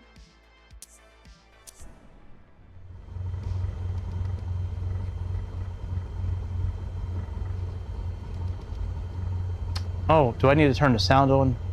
Hang on, I might not have the sound on for him. Yeah, let me turn on the subtitles. Electronic display. There we go. Forged on the flight decks of jetliners, the glass cockpit provides the IFR Cockpits. pilot with a new, clearer presentation of all the critical flight path information. The example we see here is the Garmin G1000, now commonplace in any modern training aeroplane. All of the main flying instruments remain in view, with the attitude at centre stage, making up the entire background to the primary flight display, or PFD. Again, we have the familiar blue sky and brown ground, but notice how the horizon stretches the full width of the screen. The larger, clearer display of attitude reinforces its importance in our scan, plus making attitude changes easier to distinguish, given their amplified size. Along the top is the bank scale, showing the familiar 10, 20, 30, 45 and 60 degree bank marks. At the base of the bank index pointer, we have a side slip indicator. If the indicator moves to the right of centre, add some extra right rudder pressure, and vice versa for left rudder. The heading indicator has also received a significant update. Still in its conventional home below the attitude, this new digital display shows exact heading degrees, instantly improving your precision. Wonderful. Add I'm to this excited. the new Let's do it. solid-state magnetometer, which detects our magnetic heading. Fuck yeah, man. And we do away with the How limitations many magnetometers your airplane got? based heading indication. Shit. Got every Significant magnetometer. further enhancements are also to be found, such as the Got 'em all. embedded bearing needles. These can be set We even to got show needles. VOR and That works. NDB needles directly on In the case you heading need one. You indicator. never know when you're going to need a So needle. no longer must we mentally superimpose a needle. Yep. With No new need to superimpose capabilities needles. comes a new name, the Horizontal Situation Indicator, Yep. HSI. HSI. H. To the left of centre, we see our airspeed indication, now presented as a speed tape.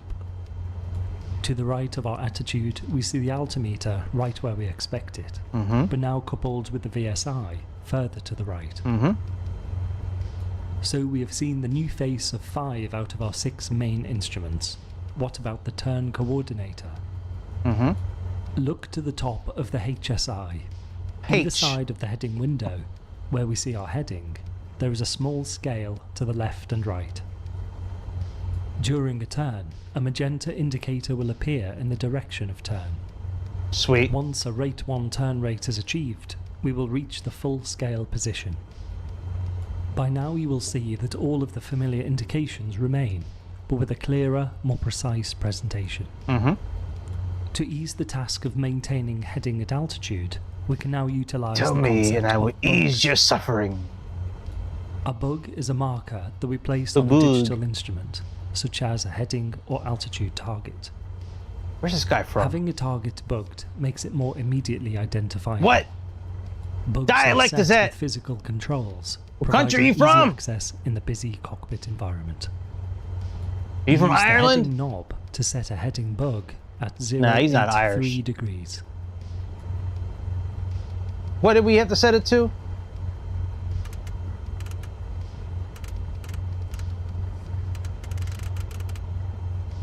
You say 283?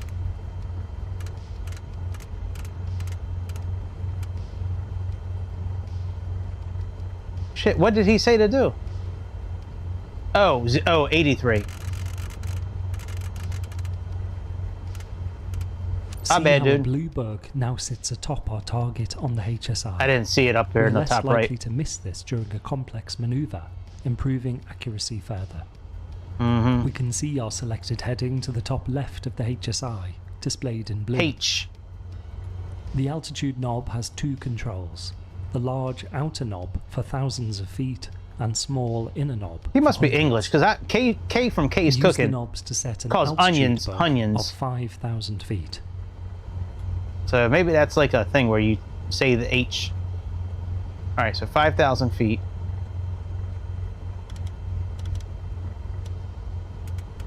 The PFD contains more than just our conventional 6-pack. Look to the Six-packs are top good. left of the PFD and see our nav radios displayed.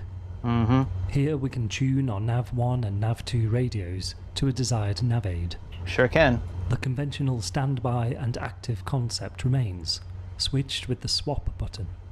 Swap. An inner and outer knob is also present. The outer large knob sets the large numbers of our frequency, the megahertz, whilst the small knob sets the smaller digits, the kilohertz. Kilohertz. Tune Jersey VOR into the Nav1 standby window, frequency 112.2. And press the swap key to make it active. Now that we have tuned, our next step is to identify, as always. Rather than listening for the Morse code identifier, the G1000 is already doing this for us automatically. Yeah, that's nice.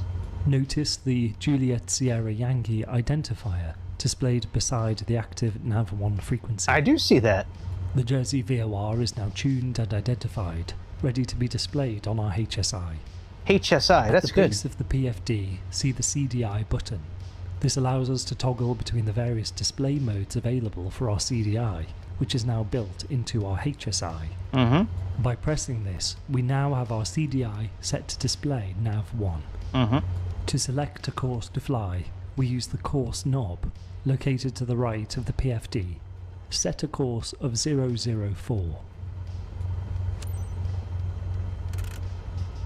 See how our CDI operates in the usual way, displaying our deviation from the selected course. With all the now onions. with a green bar. It currently shows a fly right indication. Yes. Deviation dots on the CDI show up to 10 degrees of deviation to either side of the centre. One dot represents 5 degrees. You think? The to from indicator is shown as a green arrow at the end of the CDI bar. It currently shows 2. Our HSI is much more intuitive than the OBS and heading indicator. That is as true. We can display what we need right there on the dial. Now look again to the bottom of the PFD and see the PFD options button to the bottom left. Pressing this opens a menu for changing the displays on our PFD, including the HSI. We had a Open big the WASM PFD crash. Options menu and see the options for bearing needles. Click on bearing 1 until it displays Nav1. We now have a blue bearing needle that points directly to the VOR set in our Nav1 radio.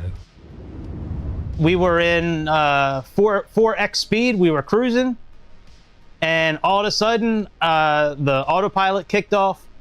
Every screen in the cabin, including the EFB, said in big red and white, WASM crash. Like, I was cooked. I am so pissed. I have never had an airplane do that in my life. I have never had a WASM crash like that before, where every screen went out and the airplane's completely unflyable. But you know, I guess as good as ToLiss is for X-Plane, it's really a testament to X-Plane how good X-Plane is. Oh yeah, at least it happened early. I'm gonna try the flight again tomorrow probably, but to make IFR. So right now I'm doing FS Academy, the ones that I bought a couple of weeks ago. Course, but still keep the ability. I might try that flight again tomorrow. We'll see. Using the bearing needle. That pisses me off so bad. If we were to intercept the radial, it's probably going to happen again until they patch it. There's a lot of issues I have with that airplane. I went through a laundry list of them when I was pissed about 10 minutes ago. When I was a little hot. You'll have to rewind it if you want to see it. But how do we know our distance from the station? We have another new benefit, the DME.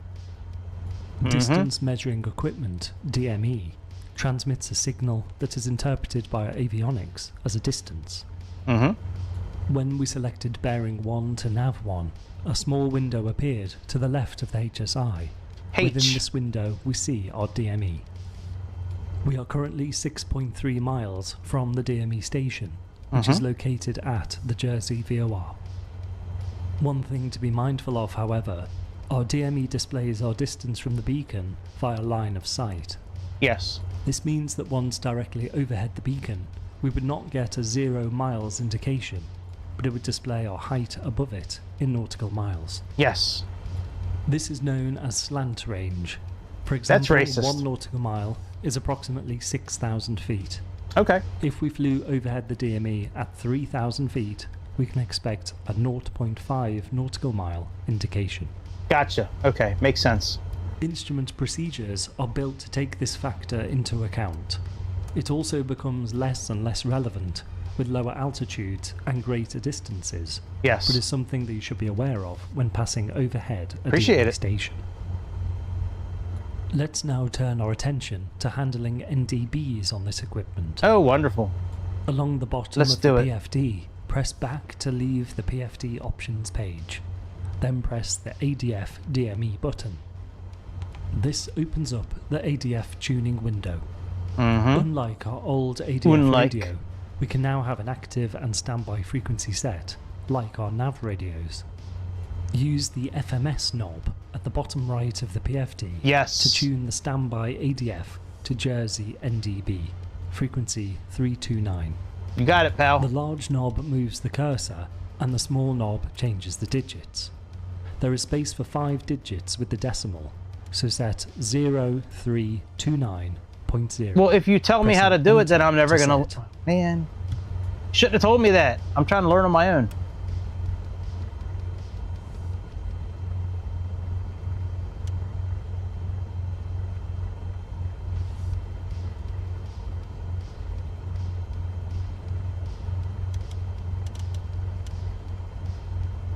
Now press the Enter key to make 329 the active ADF frequency. The ADF is now tuned, but must be identified. Must be. To the right of our PFD, we have our audio panel.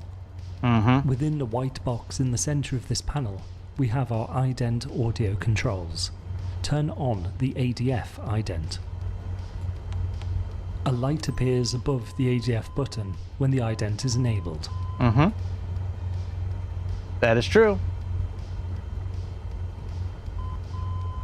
You can turn off the ADF ident now if you Thank wish. you. Go back to the PFD options menu and set the bearing 2 needle to display ADF.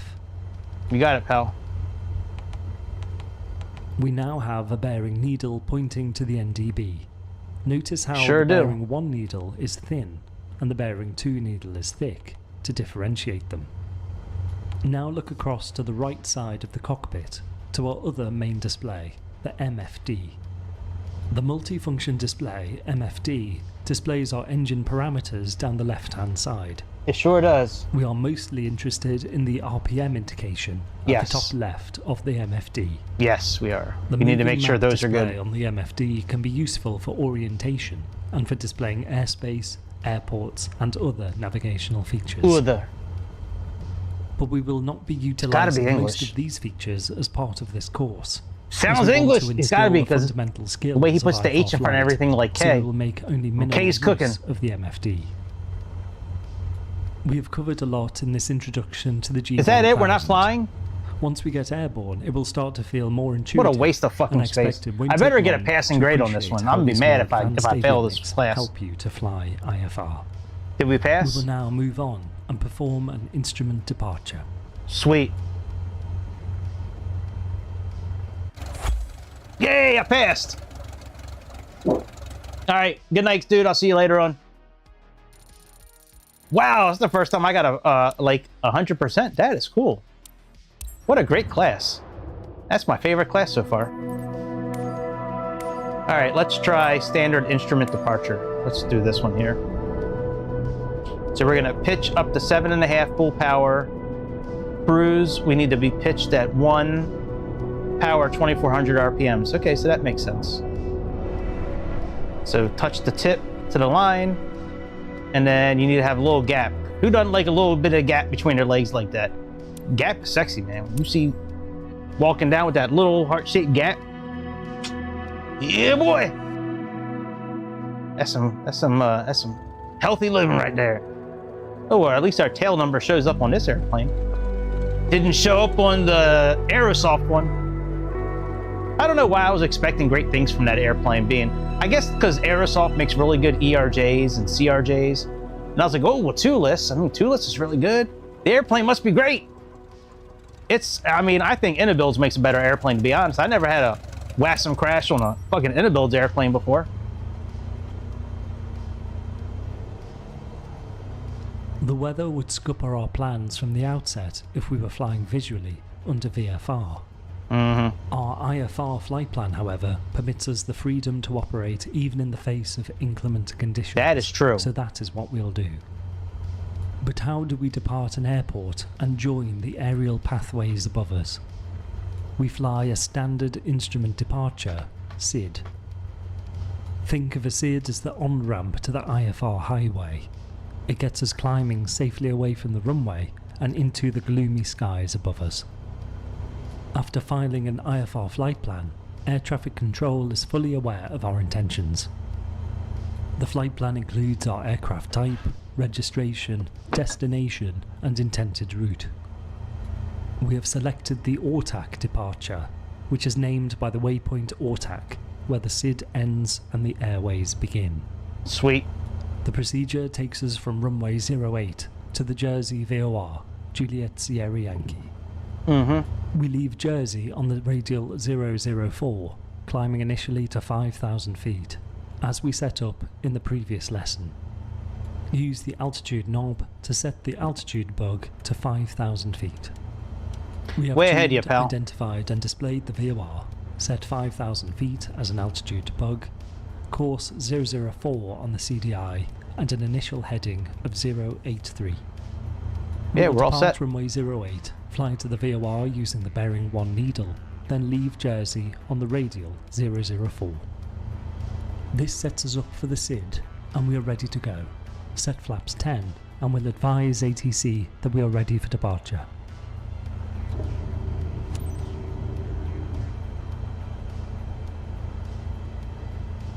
Golf Alpha Charlie ready for departure. Golf Alpha Charlie, line up and wait, runway 08. Line up and wait, runway 08, Golf Alpha Charlie. Enter runway 08, line up on the centre line and come to a stop. Turn on the landing light and the strobes. Way ahead of you, pal.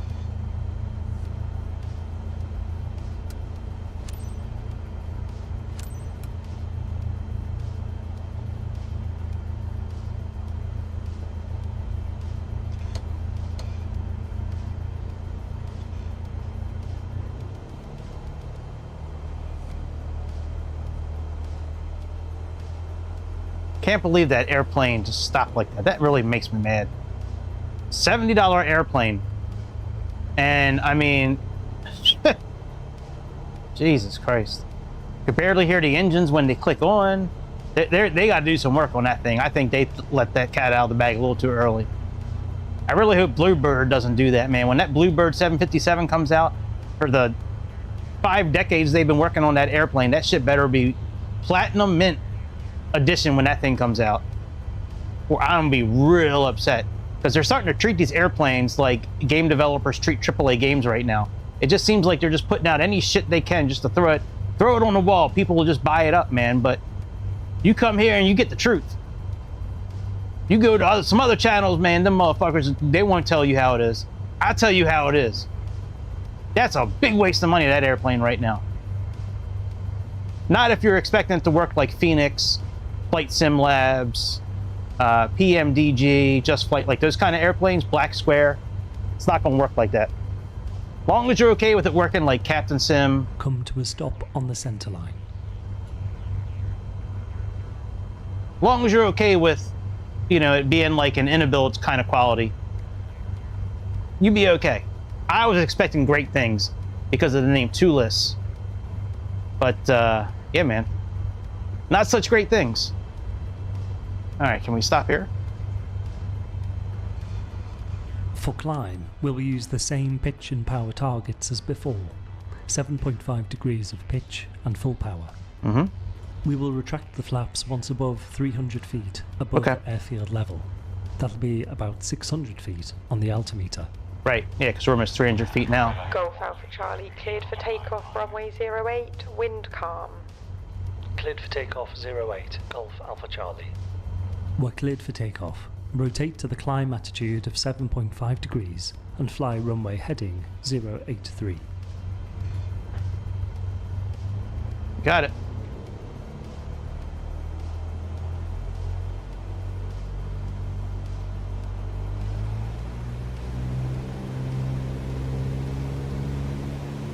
Takeoff power set.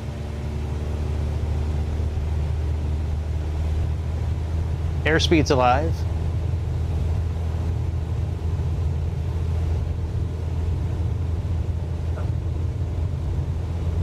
Rotates.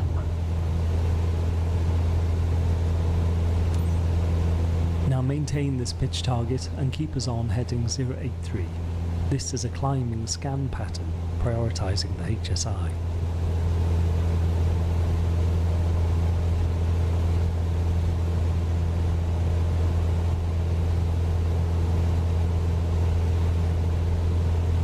As we pass 600 feet, retract the flaps. Use the bearing needle on the HSI to fly us directly towards the VOR. Use the DME indication at the bottom left of the HSI to count down our distance to the beacon. Okay.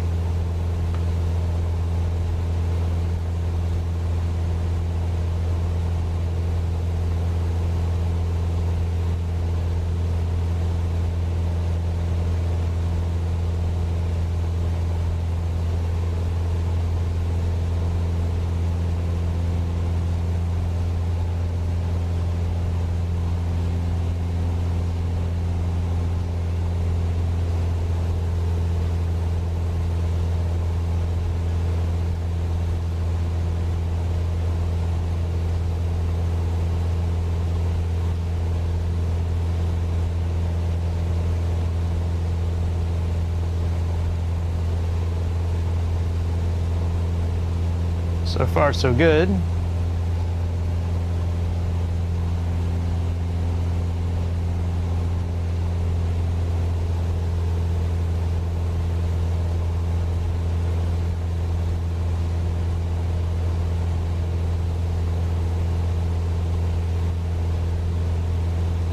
Haven't really had to move the trim much at all.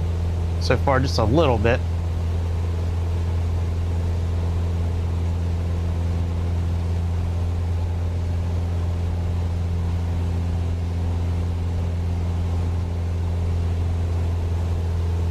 You know, I had a lot of kind of problems last weekend. It's been since Wednesday of last week. It's been over a week since I've drank any soda. No Diet Mountain Dew, nothing. Which is amazing. I haven't eaten Doritos either in that same amount of time either, which is even more crazy. I was eating those like every day, Diet Mountain Dew every day.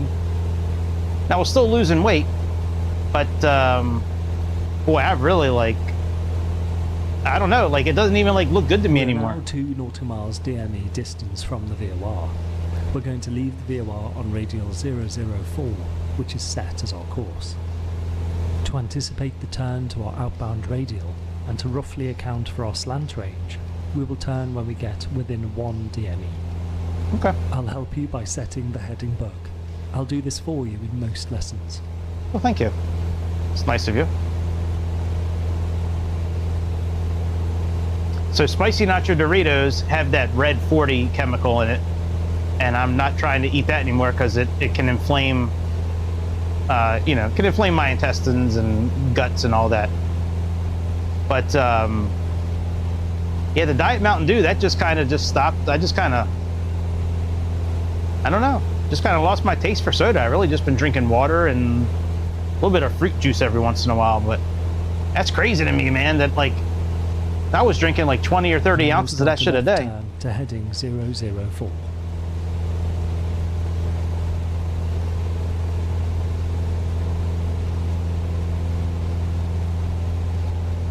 There's that magenta line he was talking about.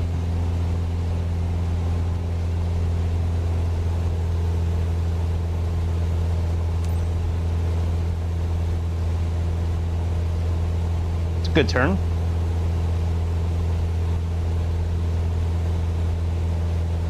We're now on heading 004, flying from Jersey VOR.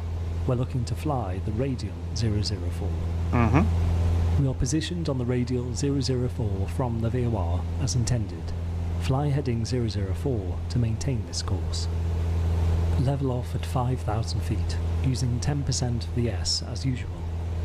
The You got cruise it. pitch and power settings for the Cessna 172 are slightly different.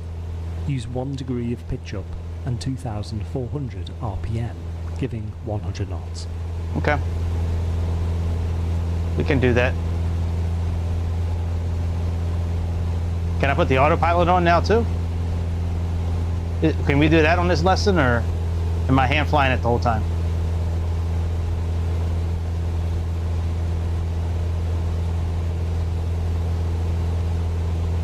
Last time I tried to use autopilot one of these lessons, he yelled at me.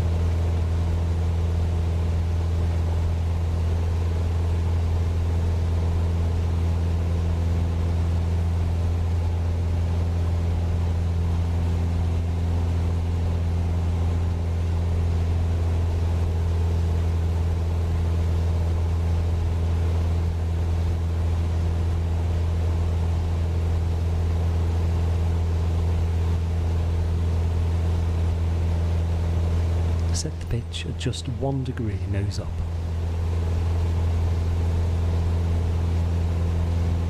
This is our new straight and level attitude. Accelerate to 100 knots, remembering to trim as needed.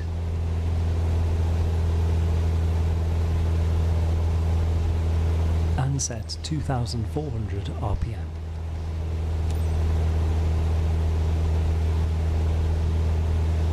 There we go.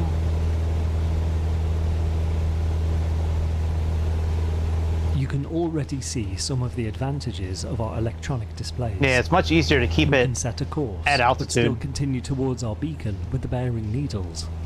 Our DME indication shows us our mileage from the VOR. We will now leave the radial, again using 17 degrees of bank, turn left heading 300.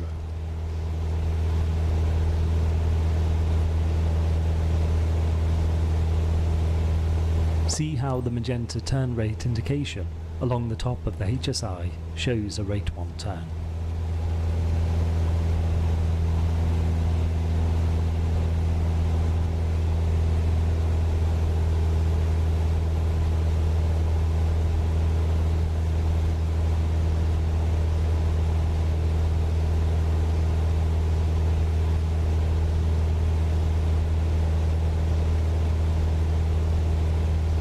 Now see how both our CDI bar and bearing needles indicate to us that we are diverging from our intended course.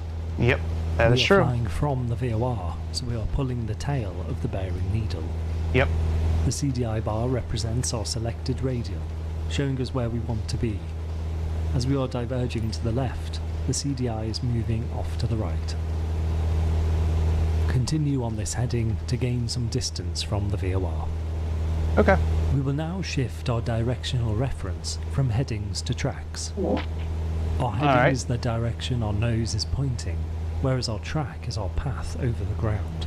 Okay. Track is the more correct reference for IFR flying, so we'll now begin to use tracks. All right. Rather than the heading indication at the top of our HSI, our track is represented by a magenta diamond.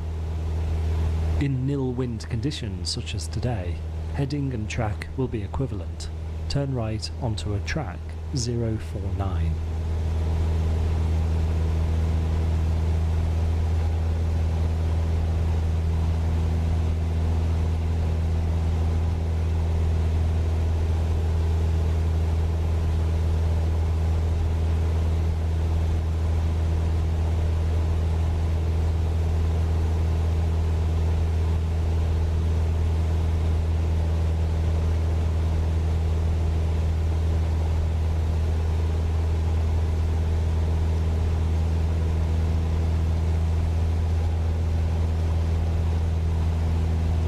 This sets us up for a standard 45-degree intercept to re-establish on the radial 004.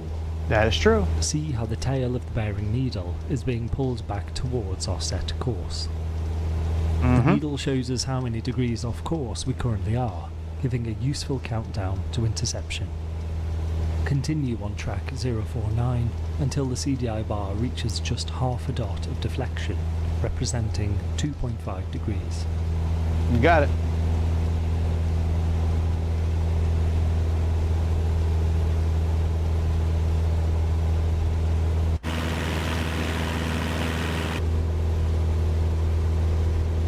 thing sounds like my neighbor's lawnmower. This also sounds like that airplane that they came out with a while ago, the one that was a local legend. What was it, the Boeing 307? The CDI is starting to move in. When the CDI reaches between the center and the first dot, we are at 2.5 degrees of deviation. Yes. Turn to track 004 once this happens. Okay. So mad that that airplane had that issue. God damn, that makes me mad.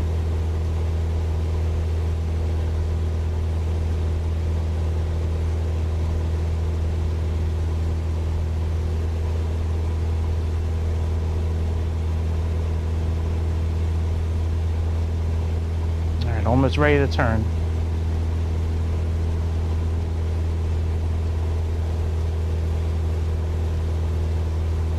CDI is at around 2.5 degrees. Now make a left turn to track 004.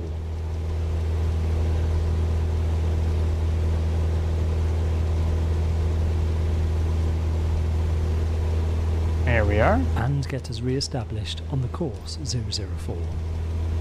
We have departed Jersey, flown the first part of a SID, left our radial, and then re-intercepted. Things are starting to fall into place. The electronic displays in front of us open up new possibilities and have immediately improved our accuracy and situational awareness. We can now take advantage of a new method of navigation, using the Global Positioning System, GPS, which will be the subject of the next lesson. That's cool. Well flown. Yeah, I bet you I didn't get a 10,000% though.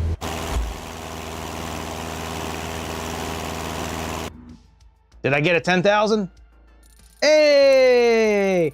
Opa! All right. You know what I want to check out real quick? I want to see what... let's go to the store. I think I downloaded the Piaggio already.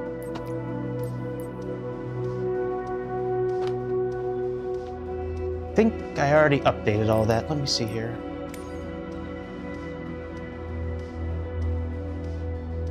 If that's the case, I might just do a little quick takeoff and run around with that thing before I call it a day on here. Oh yeah, updates available. Okay, let's see here. Piaggio. Yeah, I can update that from outside though. P180.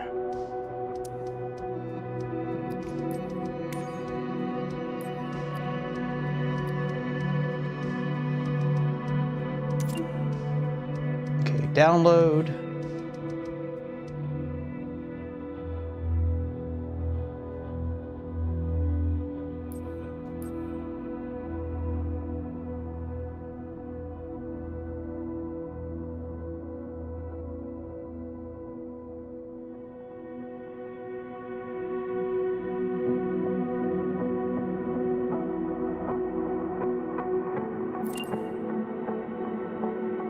Okay, install.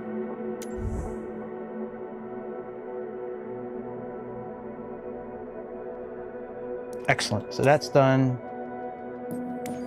Let's see here.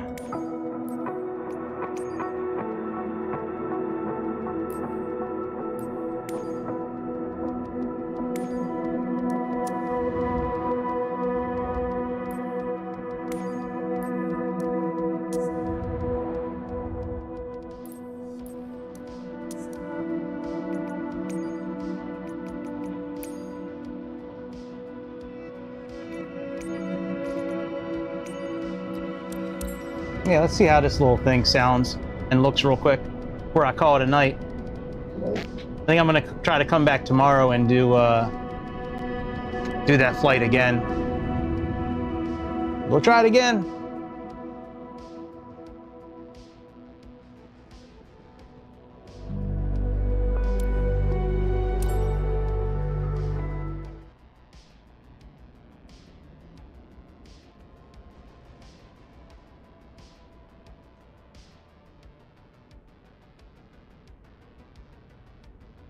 I don't really care about live weather right now. We can just make it clear skies.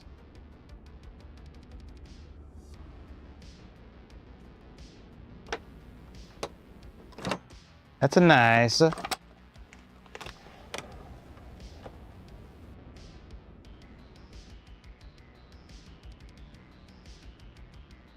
Looks good. What is that? What is that? Oh, it's a security system. Look at that. No, it's not security. It's monitoring and all that. All right, we got our bathroom still. All right, we can't go out back like we used to. That's okay. Can we operate tables and shit? Yep.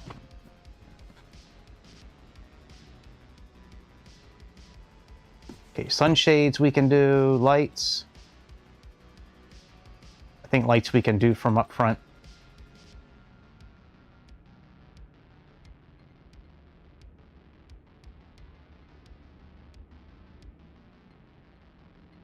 See how this thing sounds on startup here. Let's put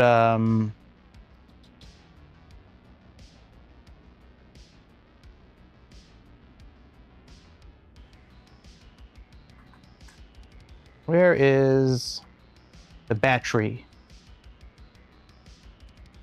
Right here. Ooh, that sounds good.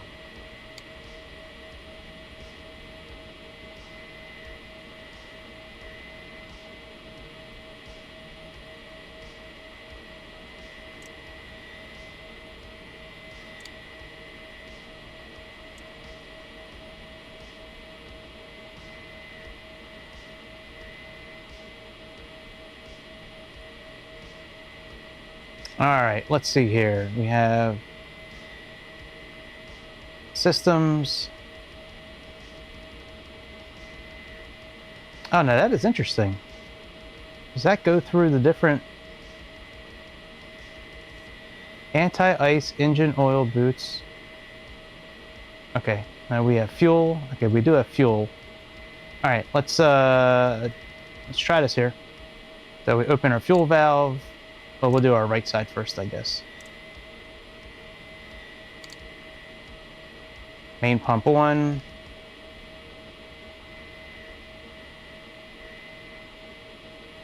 Are we getting any fuel flow? Yes, we are. Let's close the doors and turn off our equipment.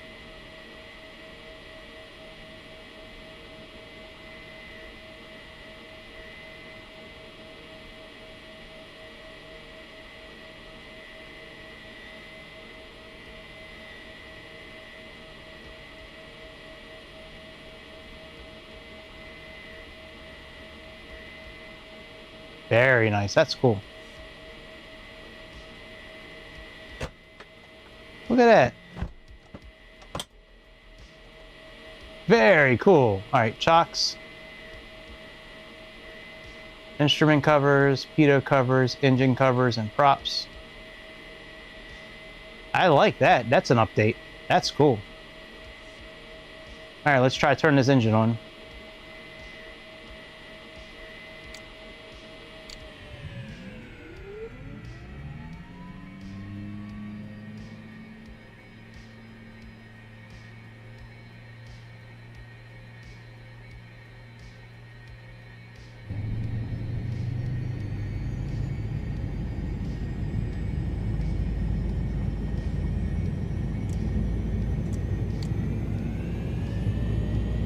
Golly, this thing sounds so much better than the Airbus we just turned on.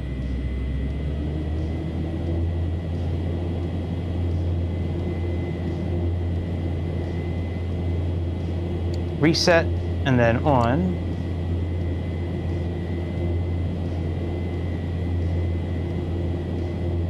Light store open.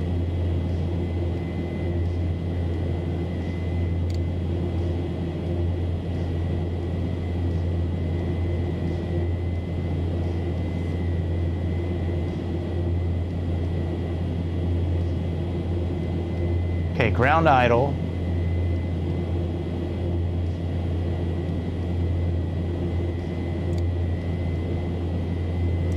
Let's do the other engine. That all looks fine. Let's turn that on.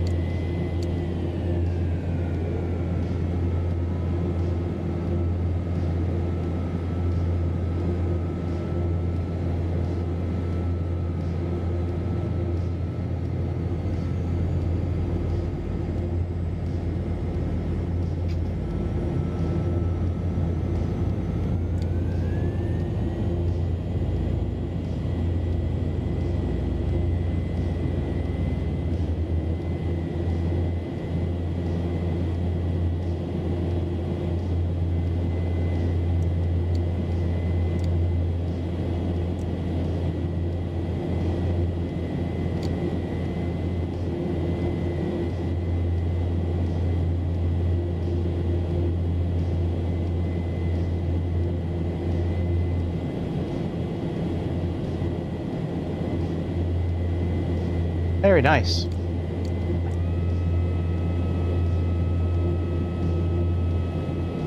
Sounds great.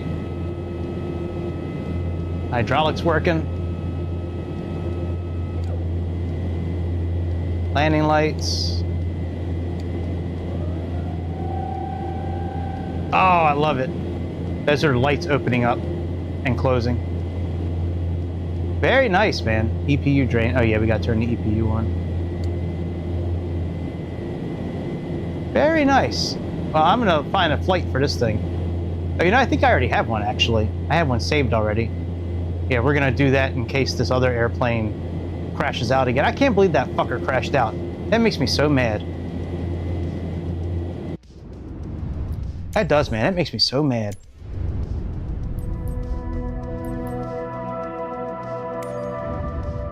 Let me jump back in that airplane real quick, and then I'm gonna call it a night.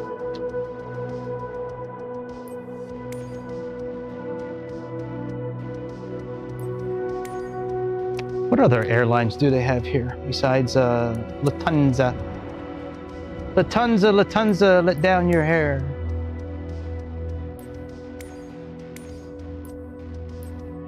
Virgin, Assman, Etihad, Iberia, Qatar, South African. Oh, I love South African Airlines. Such a cool looking plane.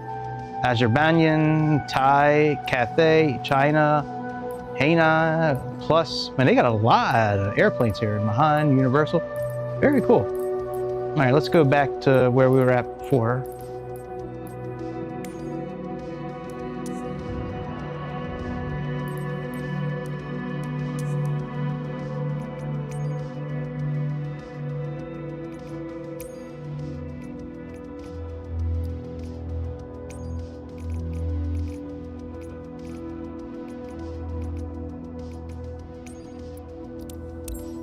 Okay. See if I get that same WASM. I wonder if I should just erase the WASM folder and... But no, that wouldn't have helped because that was a fresh flight. Like, I never flew that airplane before. So there really wasn't much in the WASM folder to begin with. Just so weird.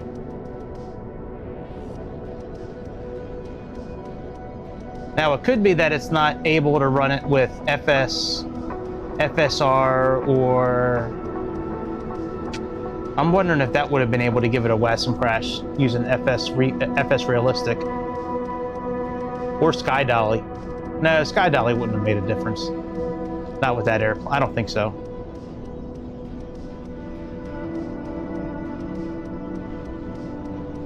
I'm really nervous about tomorrow's weather. I really am. Like, the house that I live in, it's a nice house, but it's not real sturdy. The walls are kind of thin. I just, yeah. Hopefully, if we do have a tornado tomorrow, it's not going to be, you know, stronger than an EF2. Because I'm fucked. If a tornado comes through here and it's a mile wide, I mean, I'll see the storm coming on radar because I'll be watching the radar and I'll dip out past the storm. But man, I really hope we're okay.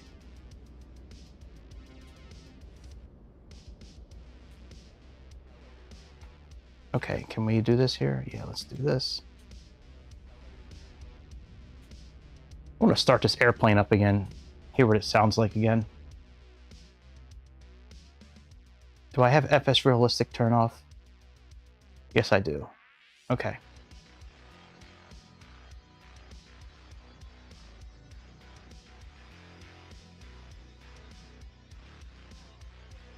Oh, I didn't even have random faults on, so it couldn't have been that.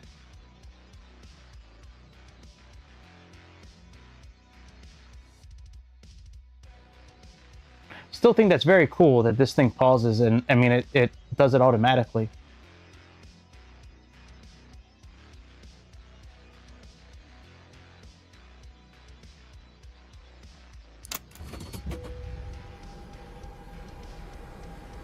Okay, let's turn on these engines here in a moment. Hear what they sound like.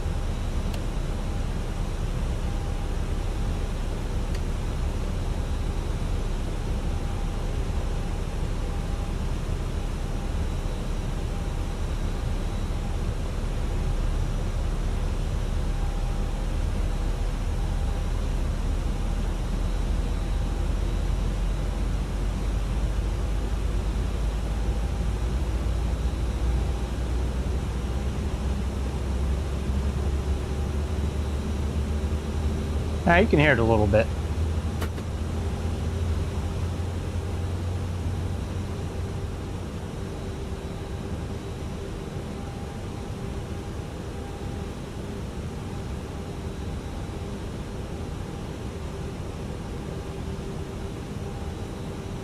Let me go through these real quick here. And then I'm gonna call it a night after this here. All right, ground services. We can leave the one engine on, I guess. That's no big deal. All right, so joysticks. So brakes, again, we are going to have to do that again like we did before. Still doesn't pick up the tiller, which is okay.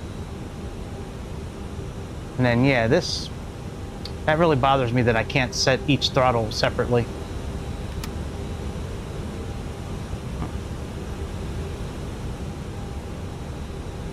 Let's take a look at this again one more time. ATC menu.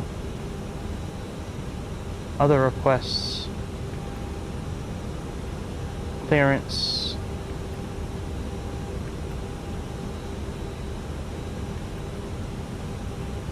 Okay, that's nice.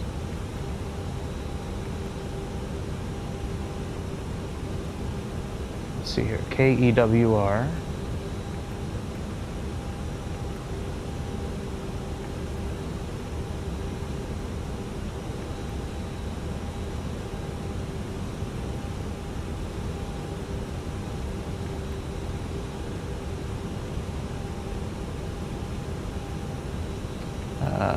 DLH403.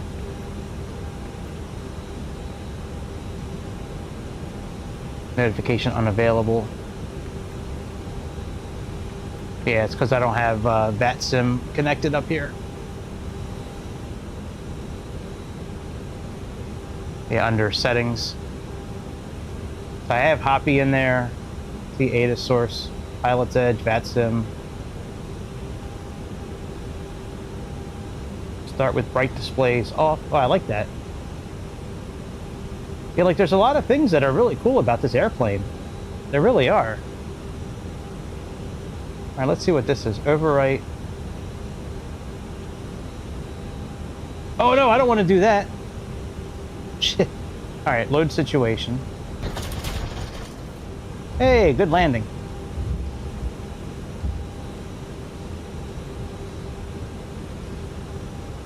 Oh, running engines for simulation. Okay, well, fuck it. Then let's get out of here then. All right, I'm calling it a night. I got an early morning appointment. And I got to go grocery shopping. Yes, fun shit tomorrow. And then I'll come back in the afternoon. I'll be here pretty much all day just riding out these storms. We'll do a little flying tomorrow. Hopefully, the airplane will be all right tomorrow. I'm going to do a little dig and see what I can find. But if that airplane crashes again, we're just going to fly the P-180. As long as my house is still standing. My house is still standing. My house is still standing. We'll be good. If my house is blown down, then I'll catch y'all next time around. Anyways, that's about it, my friends. Thanks for tuning in. Hit subscribe, like, do all that good shit. Become a member. Help a brother out. The HBO network. Help a brother out. That's about it, my friends. I will see you later on. See ya.